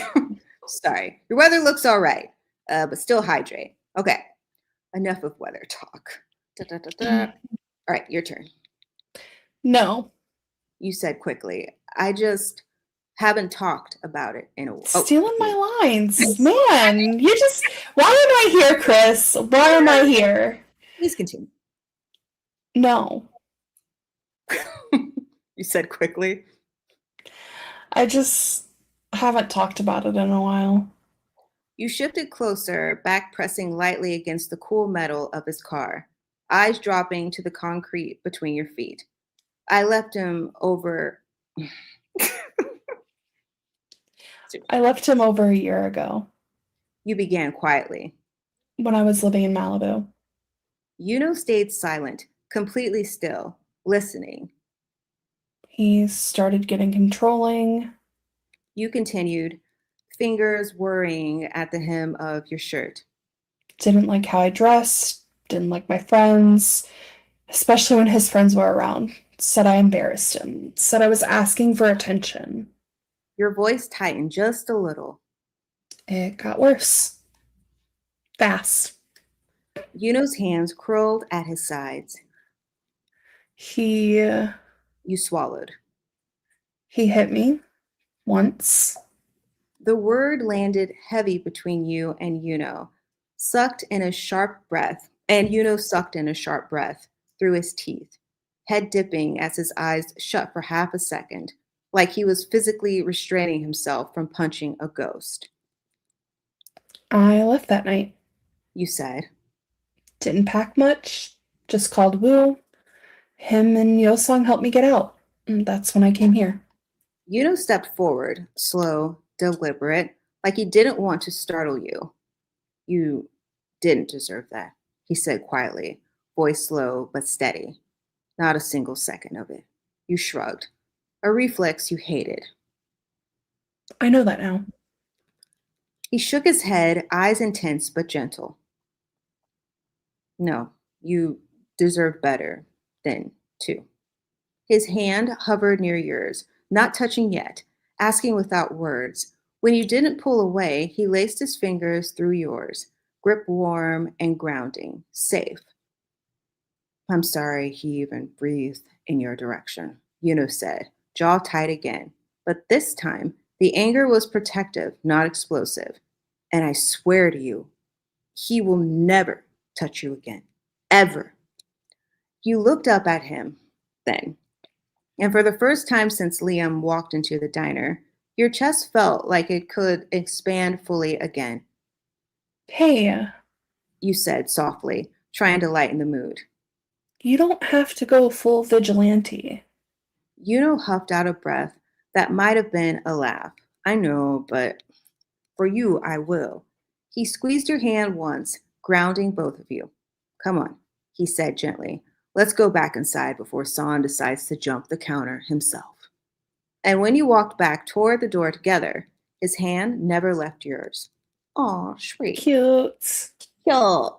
Yuno stood in front of the mirror, sweatpants slung low on his hips, one hand dragging slowly down the center of his spine until his thumb grazed the healed ink. The cross glinted faintly under the low bedroom light, sharp and unapologetic. Between his shoulder blades, he tilted his head just slightly, watching the way the muscle in his back flexed with the movement, jaw ticking.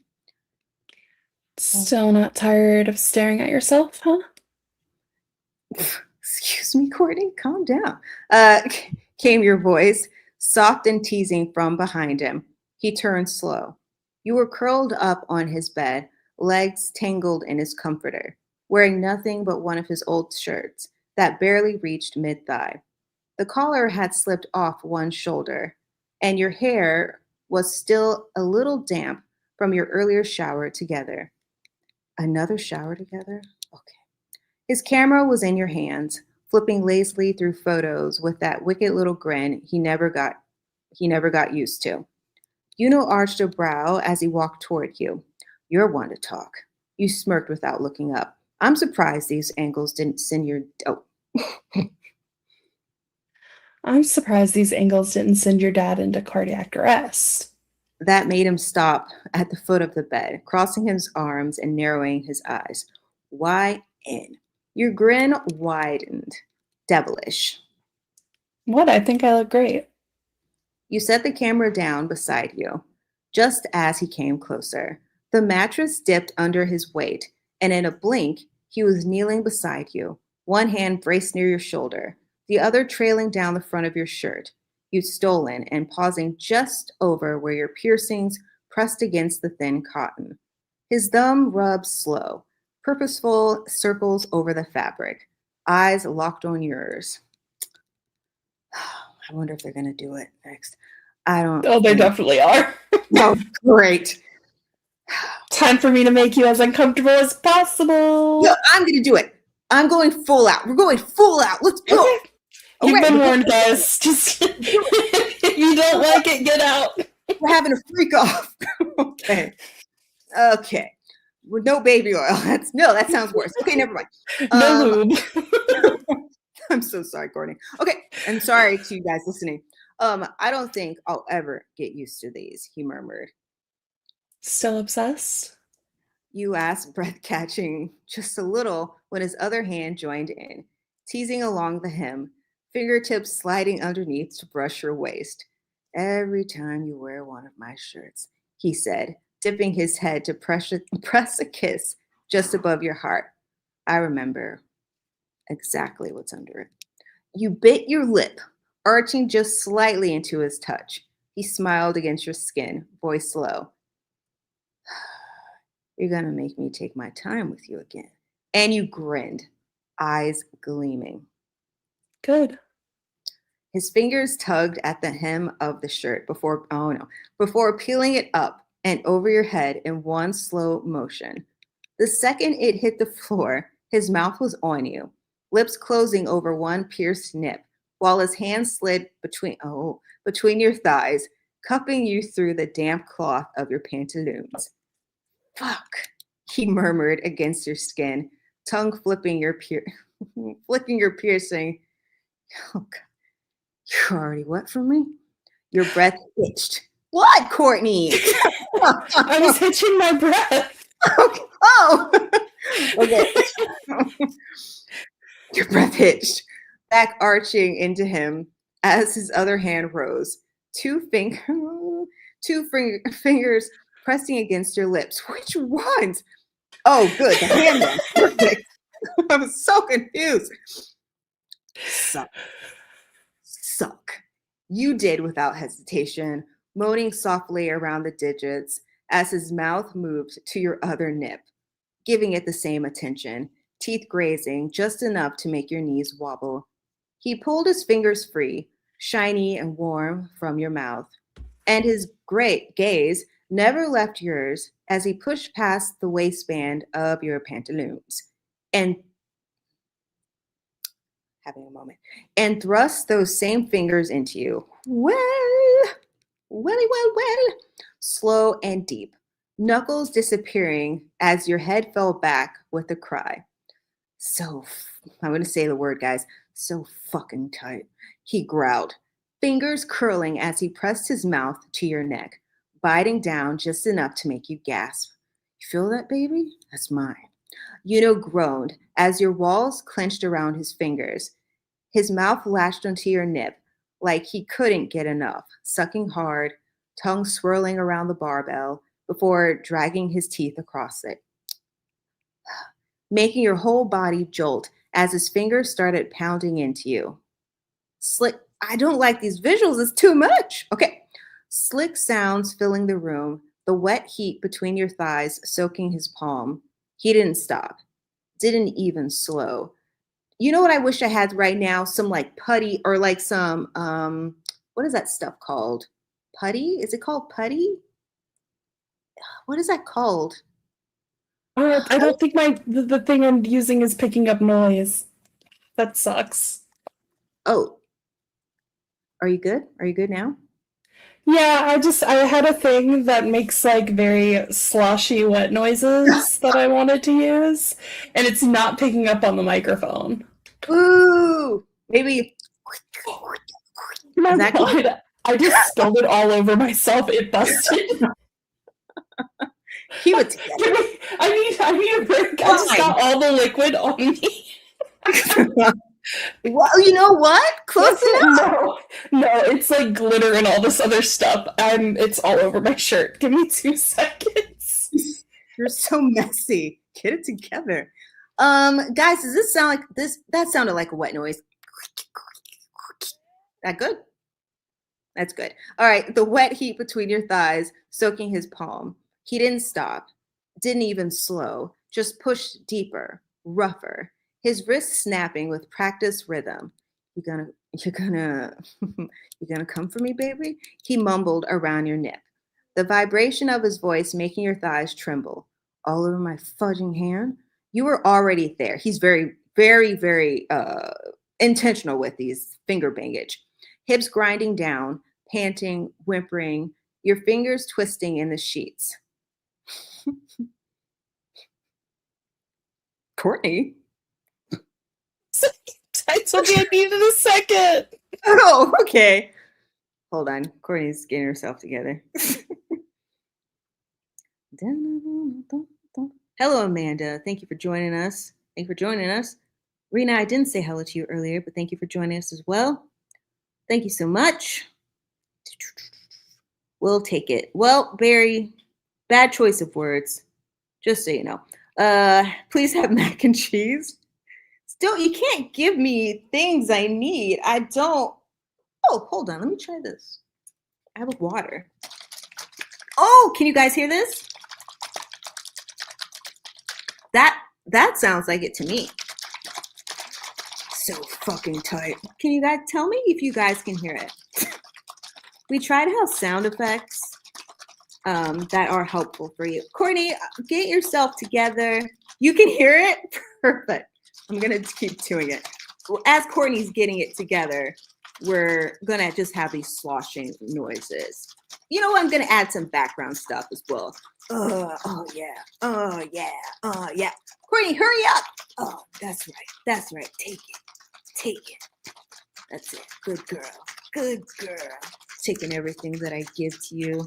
Chris, I think you underestimate the amount of liquid that was in that little hand thing that I had. Clearly, I did. I'm not there. I'm covered in because it's one of those little stress toys that has liquid in it.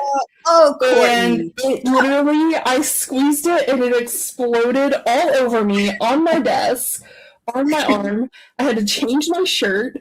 I still got glitter all over me. And I'm really sad because it was cute and now it's just dead.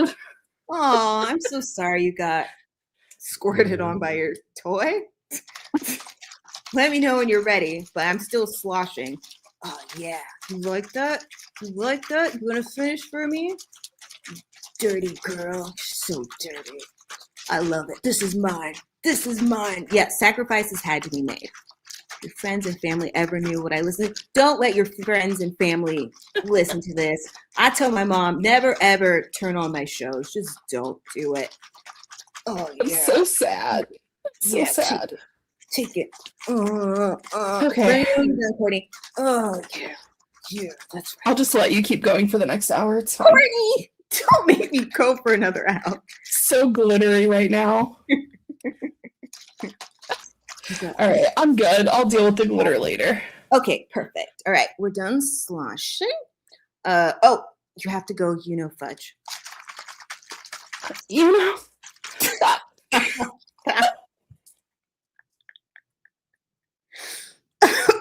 That was Courtney. Well, I told you I was gonna make it uncomfortable. You're right.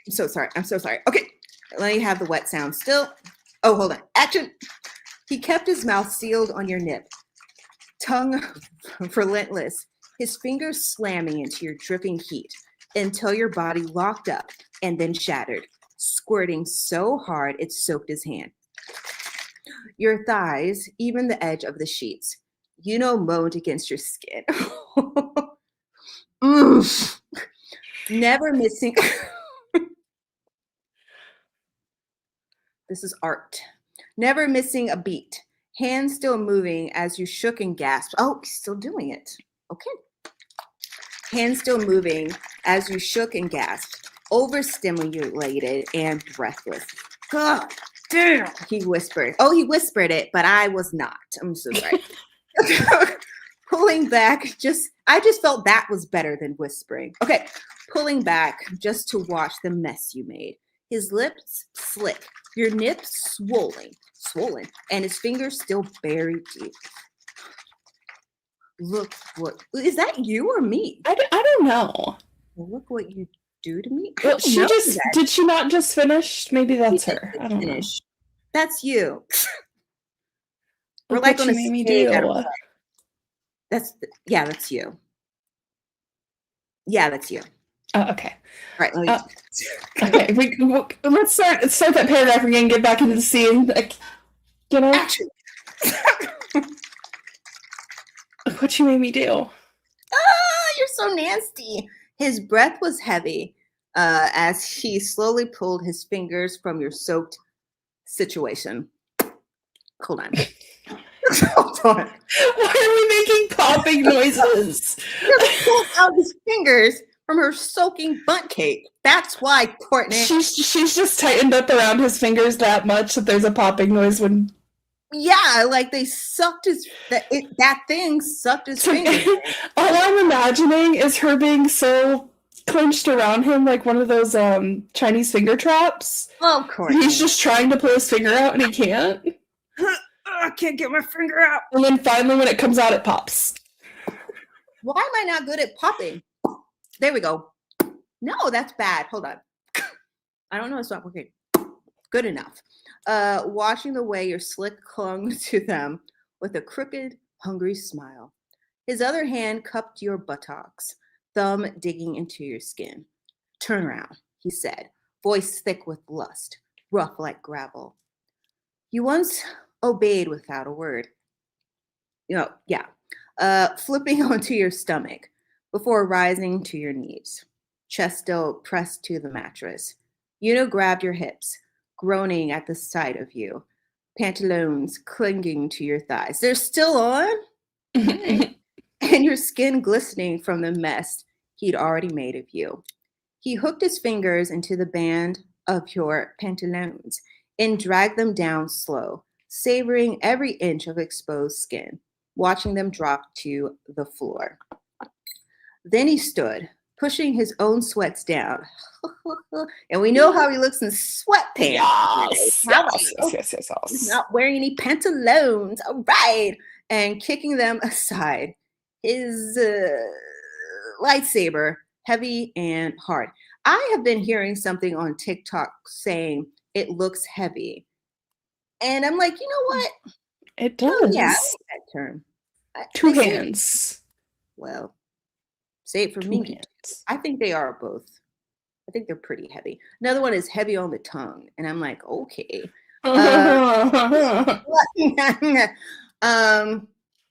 I don't like the visuals again. Oh, I'm loving them.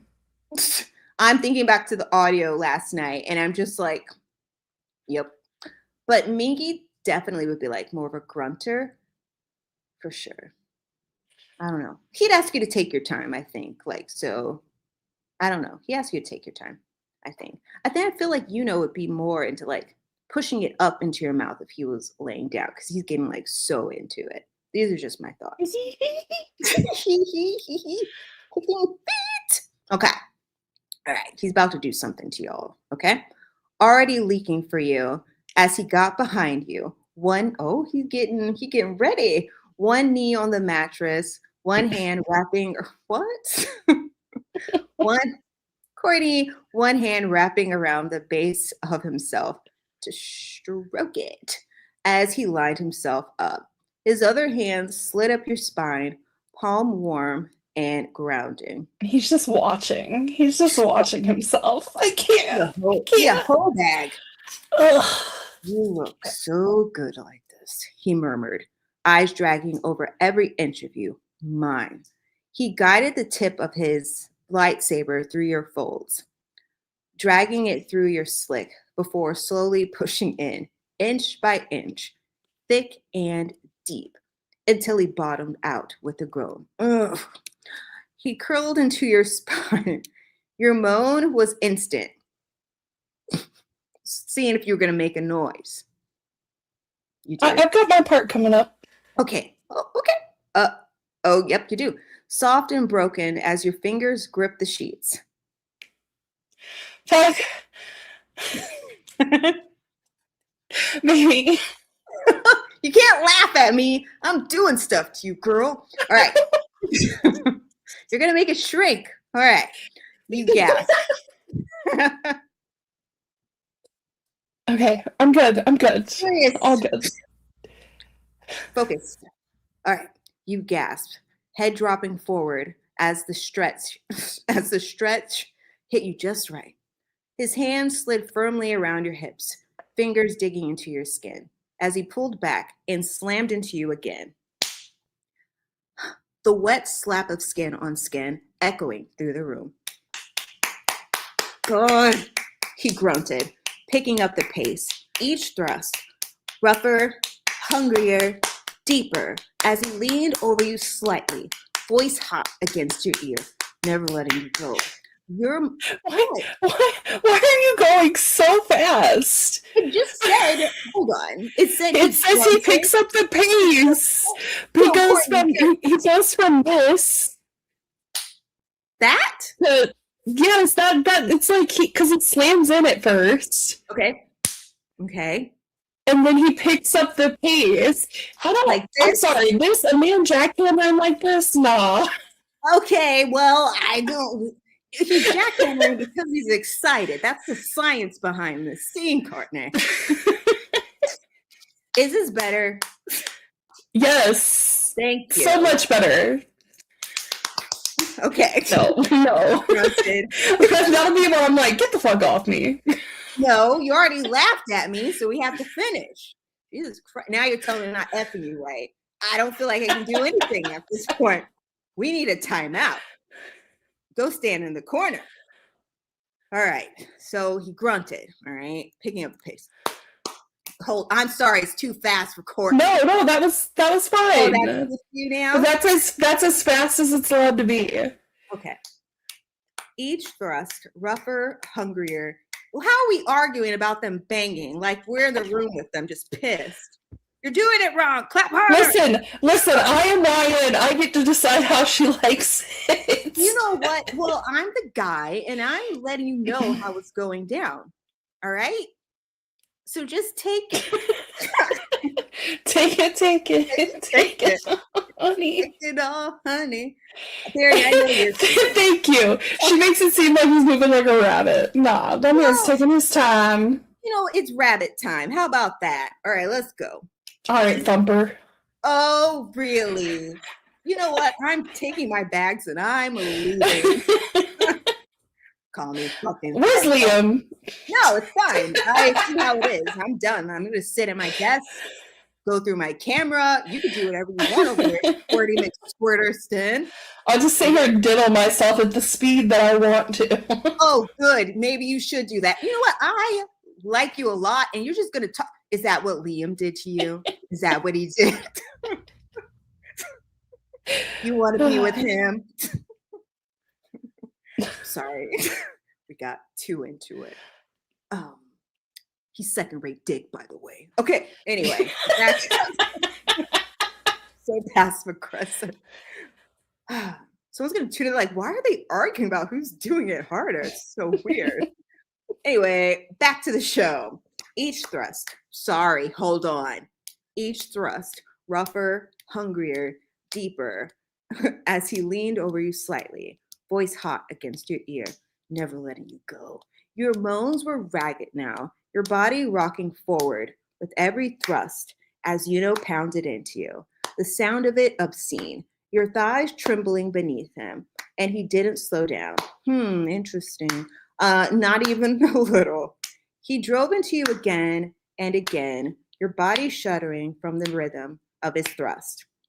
His hips snapped forward, just a little harder, every time, and suddenly slipped out. A breathless grunt from him. Oof. And in the same second, the head of his Cheeto pressed accidentally against your other situation. Slick with how wet you were, nudging there with the pressure that made your breath catch. I have no noise for that, so I don't know how that's gonna work. I don't know. I have nothing. Oh, you know what? That might work. That works for me. I wanted to create like a Sound immersion for the people. Okay. You gasped, a loud moan tearing from your throat before you could stop it, hips rolling back, slow and deliberate. Fuck. Sorry, I'll go slow, like chill, right? You whispered, already feeling your body clench from the contact. Yes, we're going through the back door again, Sasha. I'm so sorry. It's happening again. Sandbox play. He froze, his fingers tightening at your hips. Baby, you rocked back, again, grinding against him, voice wrecked and breathless. Do it. I can't do it without laughing. I just can't. Because you know what happens is every time I'm like, fuck, this is going to be on the internet. Well, yeah, it is going to be on the internet. Courtney, wait, how long have we been reading this? We've been here for a long time. Almost 2 hours and 30 minutes. I mean, okay. I'm not in any hurry. Yeah, I'm not in any hurry here. All right, in about 15 minutes, we'll stop reading this, and then we're going to read a little bit of Stockholm. English girl likes that story, so we're going to read a little bit of that as well. So Courtney just said, do it. Okay. His jaw clenched. You hadn't done this since that one time, but the way you were pushing against him, the way your voice cracked, all soft and needy, he couldn't hold back. You sure? Hold on, I'm probably breathing hard. Hold on. You sure? He asked low, his tip pressing just a little harder, testing as you nodded, turning your head just enough to meet his gaze. I want you know. I want you there. Well, okay. Yeah. A growl rumbled in his chest as he reached down, guiding himself, with one hand stroking soothing circles on your back, while the other gripped your hip. And then he started to push in slowly. Your moan started, you don't have to do this part if you don't want to, Courtney. Your moan turned guttural the second you felt the blunt head of his pickle press against your entrance. Your hips instinctively pushed back, catching Yunho off guard. Fuck, he hissed, one hand gripping your waist, the other splaying across your lower back to hold you still. Your breath was shaky but eager, already pulsing around nothing. More. Please. Well, okay. All right. He moved slow at first. I have no balloon noises for this, but it's just, yeah, I got nothing. You know what? They're just going to be slapping again. I don't know. He moved slow at first, guiding himself with both hands now, the tip pushing past the tight ring of muscle, your body stretching around him with a burn that made your spine arch and your fingers fist the sheets. A screaming moan ripped from your throat as he bottomed out. His Cheeto thick and filling. Yunho's head fell back, eyes fluttering shut, chest rising in a shaky breath. Oh my God, baby. His voice was wrecked already, hips still, savoring the heat and pressure. You're gonna kill me. You whimpered beneath him, every inch of your body trembling as you adjusted. No. No. No. No, I just move. Yes. Do you want us to go again? Wait, what? Did you say move, Yunho, move? Yes. I thought you said Yunho. It's okay. All right. I mean, either works. All right. He kissed along your shoulder blade, down the curve of your back as he started to roll his hips slowly, letting you feel all of it. Every drag of his pickle was thick, deep, deliberate. His hands framed your waist like you'd fall apart if he let go. You feel so fucking good like this, he groaned, leaning down to press his chest to your back, his voice rough against your ear. So tight, so perfect. Hope that was in everyone's ears. Your moans grew louder, more desperate with each thrust, and Yunho picked up the pace. Still careful, still controlled, but deeper now, harder.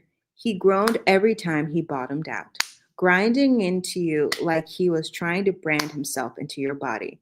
The stretch still burned, sharp and hot, but it sent waves of pressure crawling up your spine until your knees started to shake. You reached back, grabbing at his thigh, your voice cracking through a moan. Please. Too much? He asked, breath ghosting over your neck as he bent over you. This is crazy, Courtney. It really is. This is not the summer I planned. This is not the summer I planned. Y'all either. Are you regretting your decisions yet? This is not what I planned. All right. All right. Yet here we are, week 3 of this. Now here we are, free will. Okay. We chose this. Well, I chose it for you. I was gonna say, you chose this for me. All right. Too much? He asked, breath ghosting over your neck as he bent over you. You shook your head frantically. I just want to do it again. No. Fuck. No. Is your husband home? He is. So, really quick, really funny. I was telling him about this, and he goes, I said, I'm going to try to make it as uncomfortable as possible. He goes, you know what? With her, I don't think that's possible. She's just going to try to match it, if not do worse. It's like, Oh, get some wind in my sails. Okay. Oh, Mr. Court, thanks. All right, Courtney, let's go. Hurry up, girl. I didn't even realize I thought that was it. No. It's not enough. Please. I need you to go faster. Harder. Please. Courtney. I don't know your middle name, but Courtney and out of control. I think we have the same middle name. His hips stilled, and then he whimpered, desperate. You're going to have to go again. The sound enough to make his jaw clench. You need to fuck me harder. Have your husband listen back to this. Say, this is my summer. God, this is my summer. Sorry. He growled low, something possessive and primal, rumbling from his chest as his hand clamped down on your hip and his other palm pressed your shoulder blades, pushing your face into the bed. You want it that bad? He rasped, dragging his pickle out slow. Just the tip left inside before he slammed back in, making you choke on a moan. That needed for me? Oh, okay. That needed for me, baby? Go. Yes, please. Don't stop. Don't you dare. Don't you fucking dare stop. Oh, okay. That was all he needed. He started pounding into you. Started pounding into you with brutal, relentless force. Every thrust, punching a cry from your lips. His name sharp and broken. Left your mouth again and again as your body bounced from the impact. He was so deep, so thick, your legs trembling, hands fisting the sheets, while he effed you like he was trying to split your soul from your body. God, look at you, he grunted. He sounds, oh man, I bet he does sound like that. Okay, he grunted, hips slamming against you. Grapes. I didn't know what to say. Grapes smacking your skin. So fucking tight, taking me so good, dripping all over me, and I'm not even in your cat. I couldn't say that. It's graphic. Every time I say that word, it sounds so weird, and I hate it. It does sound bad. That's why I said cat. You can just say cat. Or a meow meow region is also a good one, but not right now. I'd rather say beef wallet. Beef wallet. Oh, you know what? Let me do this again. So fucking tight, taking me so good, dripping all over me, and I'm not even in your beef wallet. I like that. Just testing it out, see how I like it. You sobbed out his name, barely able to breathe. The coil in your belly snapping tighter, tighter, closer. His hand slid up and tangled in your hair, yanking your head back just enough to hear him pant against your ear. "You gonna come for me like this?" he growled, still pounding you open. "You gonna come on my pickle while I pickle your buttocks?" Wait, hold on. What do I want to say? Stuff your yeah. Okay. donut hole. "You gonna come on my Cheeto while I hold on. Stuff Your pumpkin. Yes, stuff your pumpkin. Gonna make you still. You know what? Fuck it. I'm gonna say it. Gonna come on my dick while I fuck you in a bass. Aha. Okay. Bass. Fuck you in the bass. There's just a fish flopping around on her back. Corny. Come on. This is a Little Mermaid. Yeah. Fucking flounder back there. All right. Gee whiz, we're trying to be mature. Okay. He grunted as he dragged you upright, your spine arching into his chest as he wrapped an arm tight around your waist. His pickle stayed buried in your bass, every thrust now slamming up into you from behind with enough force to make you cry. You were trembling, whimpering, already on the edge of breaking completely when his hand slid down between your thighs. "I've got you," he growled, fingers finding your button. "Finish for me again, baby. Let me feel it." His fingers moved fast, ruthless, rubbing tight circles over your bundle of nerves while he pounded into your buttocks with raw, punishing thrust. You couldn't stop the sob that ripped out of you, loud, wrecked, as your organism slammed into you like a lightning strike. You screamed, legs buckling, whole body convulsing as you finished hard, gushing again against his hand. Just filthy. He held you through it. Aw. One arm a vice around your middle, the other still working your button as your beef wallet clenched helplessly in aftershocks. Your vision blurred, your mouth open in a silent cry as you shook, overstimulated and gone. Yunho cursed, deep, feral, his rhythm stuttering. "Fuck, baby." You felt him grind as deep as he could. Go before he growled low in your ear and spilled into you. His release, hot and thick, his whole body trembling against yours. He didn't pull out, just wrapped both arms around you from behind, holding you close as your gasping breaths synced together in the dark. Romance. Scene. Romance. In scene. To go into another scene. Slay. Well done. Yeah. You know what? Art. If you've never read Stockholm, let me just read the trigger warnings because I want you guys to not feel surprised. Oh, you're just going just right into it. Is that no, I'm not what I'm hearing? Okay. We'll chat a little bit just to get, I got scared. No. Don't be scared. It's fine. We got this. We're doing well. Let me go find. Okay, phone operator voice is now off. For now. Because you know how your voice is going to be. I'll read it monotone as can be. Oh, yeah, because you can't actually have fun in this situation. Where the heck is the trigger warning? Hold on. Chapter 1. Yeah, I just at the master list. Part 1. Got so much glitter on me. I'm sorry. How are you going to get that off? How will you remove all that glitter? I have no freaking clue. It's on my desk mat and everything. Oh, crap. I'm sorry. The liquid's all up, but I should not have squeezed the toy like I did.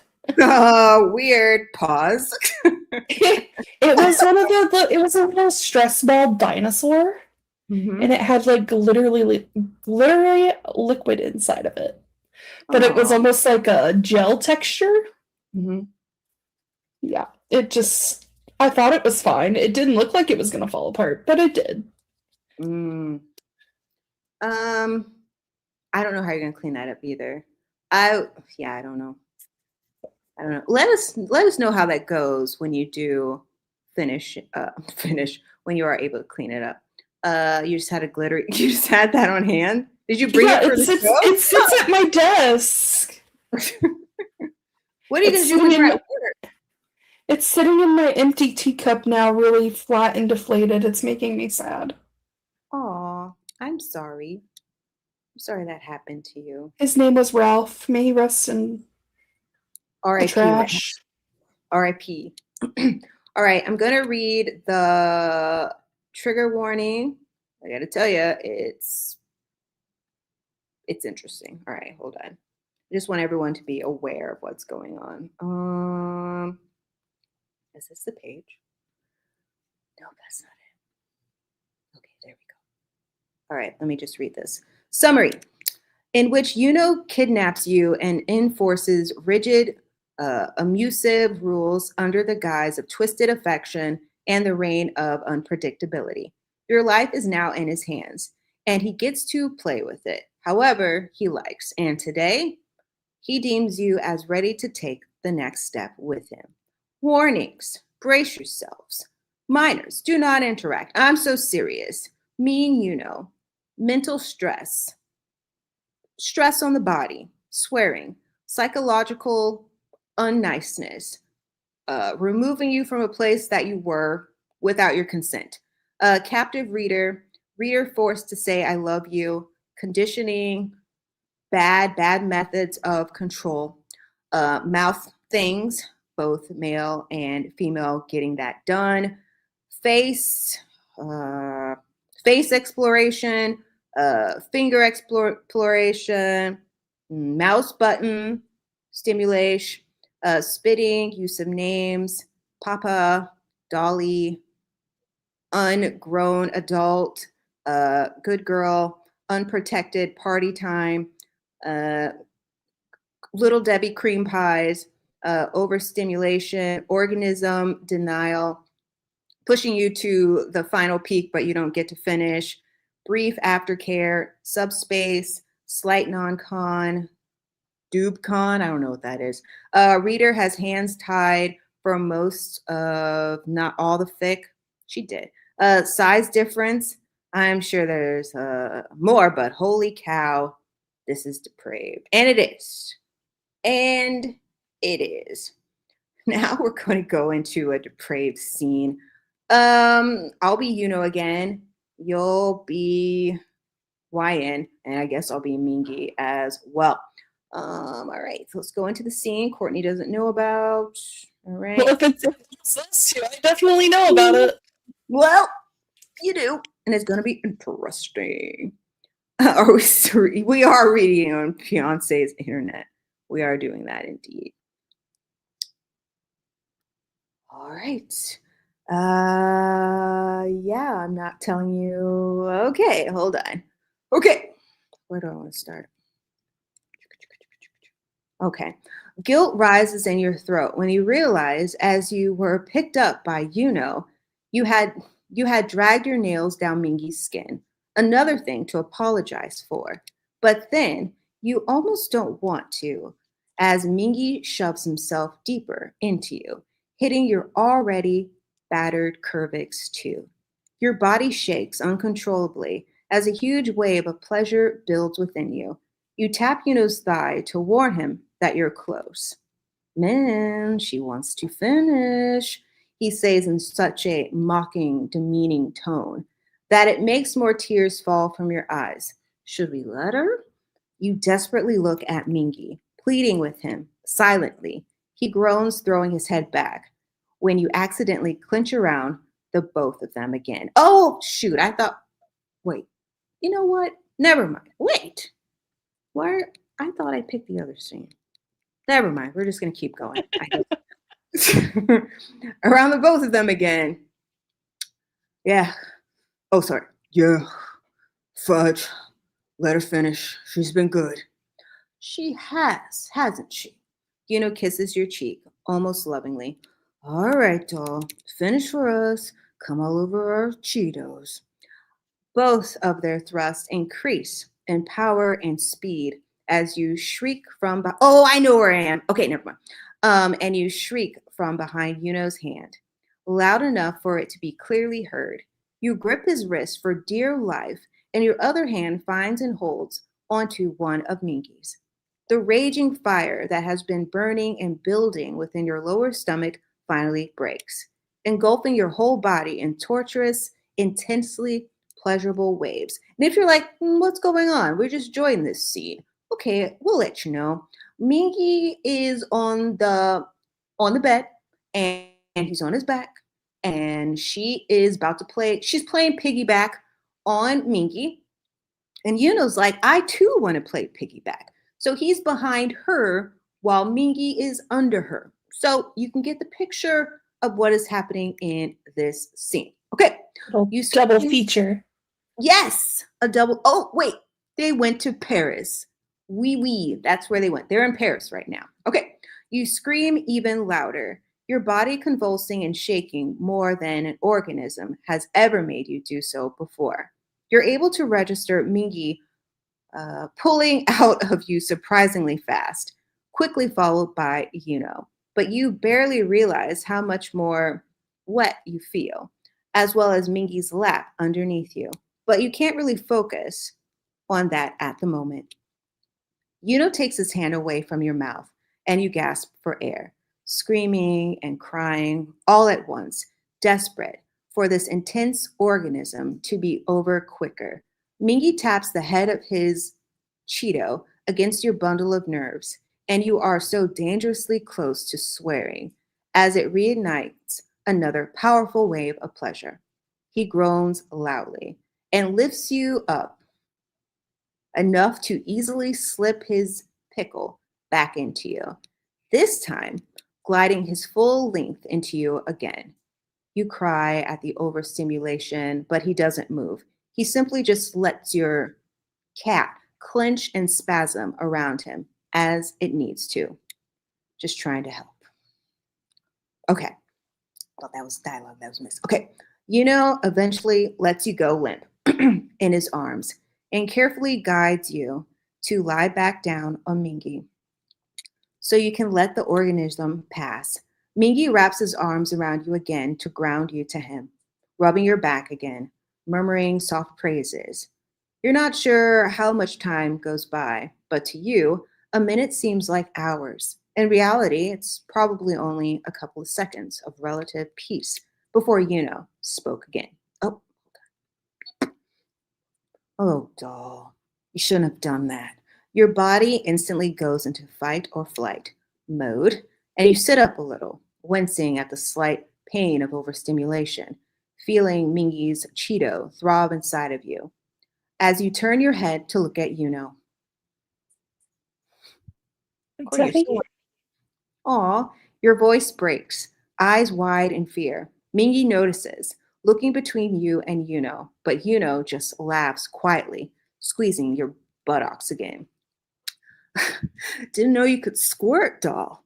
Your face flushes a violent red, and you look down, only to find both you and Mingy's lower stomachs glistening wet, and his lightsaber and your cat completely drenched and still dripping. To be honest, you didn't know you could either. Yunho grabs you by the hair, pulling your head back. He's so violent. So violent. Pulling your head back. You haven't squirted from me before, he notes. Should I be jealous? You quickly shake your head no, launching into damage control. No, Daddy, it's just... You just like Mingy's Cheeto that much, He interrupts you easily, his tone flat, like he knows you're lying. Before you can filter the thought or think in general, you blurt out.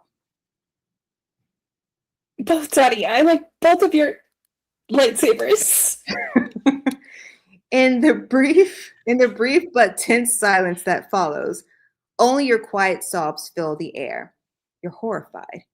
You told him the truth. Mingy holds his breath beneath you, his eyes flicking between you and his best friend. Yunho laughs. Ah, you hear that, Min? She likes you. Mingy blushes and remains silent, tracing soft and slow circles on your hips. Well, says, go on, Min. Don't stop until yeah, you know what I'll say. Don't stop until she squirts again. He releases your hair, and you rush to catch yourself before face planting onto Mingy. He moves next to him, resting his back against the headboard with a with a foot planted on the mattress and one hand lazily stroking his lightsaber. Keep your eyes on me, doll. You don't even have time to appreciate the sight of how gorgeous Yuna looks because Mingy shoves you down so you take his full length again, and suddenly there aren't any thoughts about anything anymore. Only the feeling of a brand new thick pickle filling you up, taking his time with you. He rocks you back and forth, his head thrown back against the pillows, and his throat releasing strangled groans. So good, he mutters under his breath. You moan at the praise and pleasure he's giving you, shooting up your spine. And then, fudge harder. Ah, Mingy falters a little. Once again, caught between a rock and a hard place, no pun intended, he looks up at you, trying to read your expression, trying to see if you could handle it, but you both know you don't have a choice here. Maybe we should, he says, trying to buy more time for you, but isn't having it. He grabs Mingy's hair, pulling it, effectively shutting him up. Make her take your Cheeto, he says through gritted teeth. All of it. Every freaking inch. Fuck her harder. You shudder, digging your nails into your palms, awaiting the torturous pleasure that had instructed Mingy to give you, and obediently, he does. Mingy grunts and tightens his grip on your waist, lifting you up and slamming you back down like you're just a toy, a doll. You shriek, your whole body set alight. And to make matters worse, he reaches forward and rubs your button with his thumb. Now, that's just cheating. You want to scream, the warm, wet fire burning in your lower stomach, begging to be extinguished. Your legs shake because of the force of his movements. And when he gently smacks your button, you know you're done for. And soon. He swears again as he feels you clench around him, tighter than before. She's close, he warns through gritted teeth. Smirks knowingly. All right, doll. Need to finish again? Yes. Daddy, please. Please. He leans forward slightly to smack your bottom, and you yelp, causing a couple tears to escape your eyes. Still, such good manners from me. Good girl, you're making Daddy so proud. You manage a small, proud smile, and he gives you his fingers to suck on, which makes your heart soar. Aw, he knows you so well. Plus, it means you're behaving. He wouldn't give it to you unless you're being good. Don't say that. Finish on his Cheeto doll, make a mess. And obscenely wet noise. I wish you would have said squelching, coming from your cat, make you blush. But to be honest, you can't even think about that right now. And Mingy drills up into you. Come on. Oh, come on, he urges quietly. Need to feel you fall apart around me. I've got you. Mingy pants, his voice strained with pleasure. Your mind whites out, and you drool all. My brain is like fried, and you drool all over Yuno's fingers as you squirt again. Yuno knows your body so well, knows exactly what you need to finish again. Your heart skips for him, watching him watch you play carousel out your organism. The one he orchestrated for you to have. His name drips from your tongue like honey. Instead of pulling out, Mingy just stays still for a couple seconds, pressed fully inside, and then pulls out all at once. Your release splashes all over his lightsaber, and you can't hold yourself upright anymore. Yuno and Mingy both catch you from falling. Both guide you towards themselves. You become so dizzy and tired, you just flop down between the two men, curling your body into a protective ball. Your ears ring as your organism subsides, but you hear Mingy whimpering still, with waning energy. You turn to look at him. He squeezes his diddle stick at the base, his rings glinting in the dim lighting of the bedroom. His eyes are shut tight and his mouth is open slightly, but he bites his lip as he tosses his head back. Fuck, he groans, chest heaving as he fights against his own body. Yunho kisses your cheek. Look what you've done to him, he accuses playfully. He's trying so hard to be a good little princess and not finish yet. You look back towards Mingy, who is already looking at you, eyes dark and breath heavy. Yunho sighs as he runs a hand up your thigh. Let's give the princess a break, doll. I want to play with you too. Now, if you guys are like, what's going on? Mingy is a hostage as well at this point. So Yunho is basically orchestrating this entire scene. Courtney, when you read this scene, not a hostage at this point. He's pretty much This can't just birthday gift. It is his birthday gift, but he can't just leave the premises. Bull. So he can just leave. He literally made. See, here's the problem. I know the full story. Okay. The full story. Were you there? We read it. I know, but like, okay. Starting off. Well, the end of chapter 1. Mingy, Yunho and YN are in the mirror having a good old funky time. Then Mingy calls, and then Yuno's like, oh shit, I got something for you. And then Mingy comes over the following day. Mingy's like, oh snap, you got me a present? That's cool. And then Mingy's like, wait. Is she the missing girl? Yuno's like, she wants to be here. Like, she totally does. You can do whatever you want to her. In fact, how about she just gives you some mouth love really quick? So that does happen. Yunho is doing like a whole bunch of freaky things to her, and Mingy is watching. And then we get to the point that Mingy is in the bed. And Mingy could have said, okay, Courtney, could Mingy say no to doing something to her? Yes. Courtney. See, here's the thing that you're forgetting, Chris. Now, when we read this the first time, I would say no. Okay. However, once we get a couple of chapters in, remember, Chris, remember. Mm-hmm. What is Mingy's game in all this? We're not reading all this to you guys, but Mingy, basically, you know what? Yes, Mingy pretty much set all of this up, but he didn't think it would get this far. And then he started liking her, but she was like, wait. Mingy is kind of like behind this. So then she was mad at Mingy and didn't like want to see him or talk to him anymore. But Mingy's like, I'm turning a new leaf, blah, blah, blah. So that's it. Fuck him changing his ways. Yeah. Rena, this story is about this woman being a hostage and like a little toy for, it's Stockholm, and it's crazy. Okay. But the scene we're reading right now is they went to Paris, not actual Paris. There's one in the pink and one in the stink right now. And they're just having a good old time. So yeah, they're not spoilers. You could read the whole thing. It'd probably take you 2 months and you know what's going on. Me and Courtney haven't even read the last chapter. All right, let's go. Let's give the princess a break, doll. I want to play with you too. He shifts over your body and you sniffle as you look down, as it now always does. Basically, I'm reading this to torture Courtney. So this wasn't even on. The funny part is, though, I don't really have any lines because she doesn't talk, so you're the one having to read the filth. So right. Joke's on you, Chris. Oh, actually, you're going to be Mingy. How about that? Nope. Why? Well, I mean, I think you've read the worst part because now it's Yuno's turn, so it's fine. I'll be Mingy. Okay.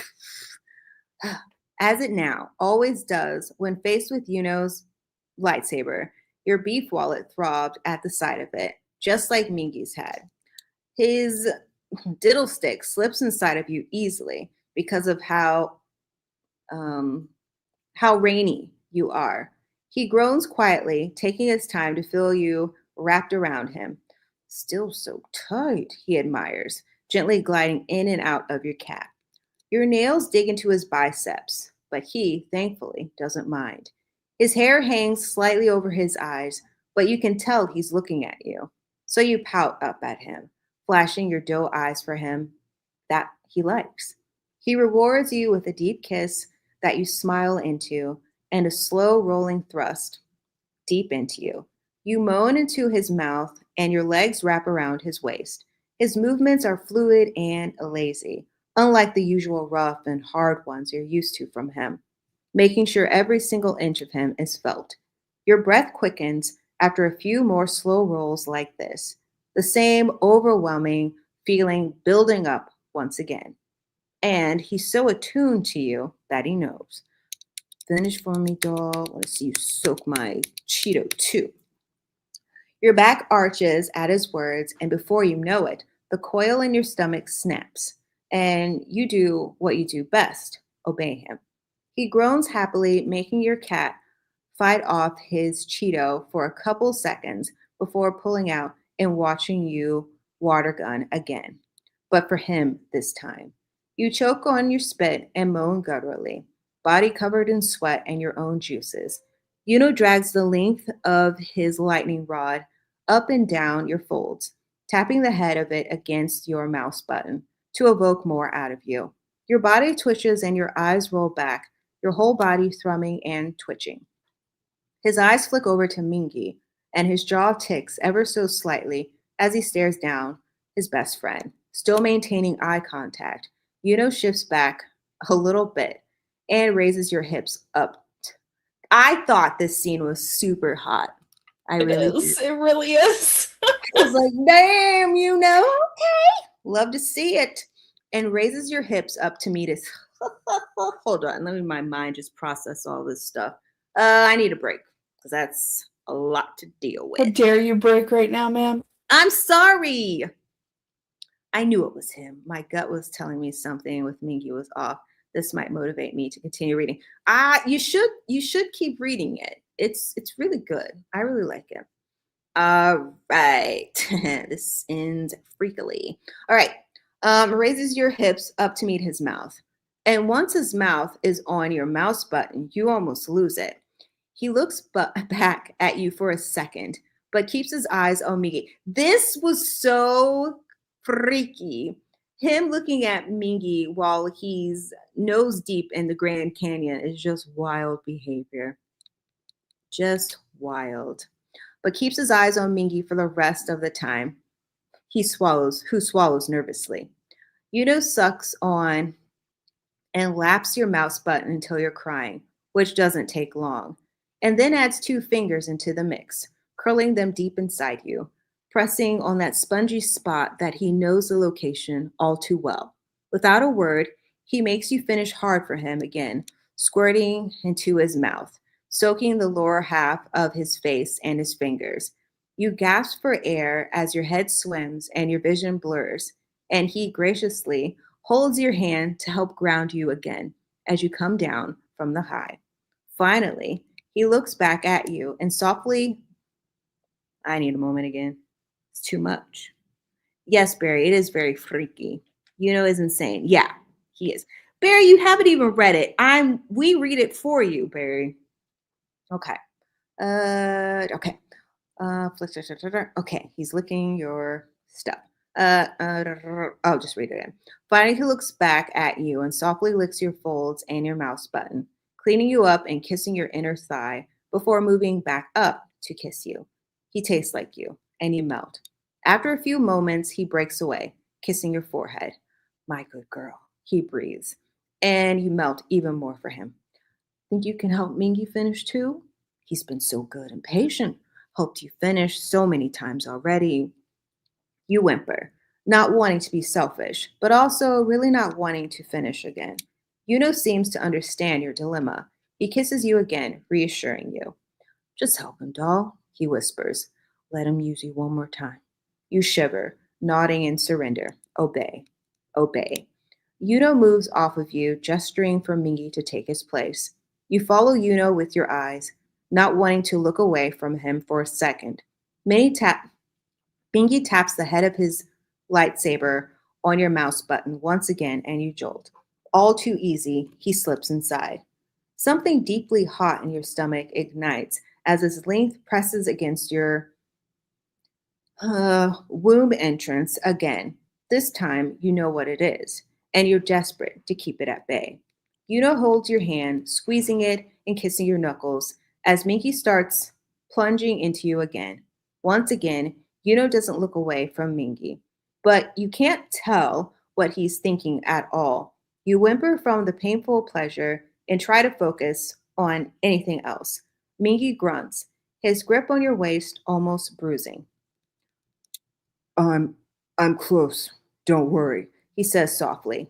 You nod, relief flooding through you. You, where can I? He stutters, effing you a little harder. Yuno considers it for longer than Mingy would like, considering he was about to finish any second. Anywhere but inside her. It's final. It's fair. Mingy nods, biting his lip again. His thrusts turn sharp and erratic, signaling that he is right there. You clench around him as tight as you can and run your hand through his hair, pulling slightly at the roots. And that's all it takes. He swears loudly and pulls out just in time, rather boldly. He chooses to He chooses to finish on your beef wallet and just above your mouse button. Yuno's jaw ticks again, but doesn't say or do anything. It's obvious. Mingy is really testing his limits and privileges when it comes to you with Yuno, much to your dismay.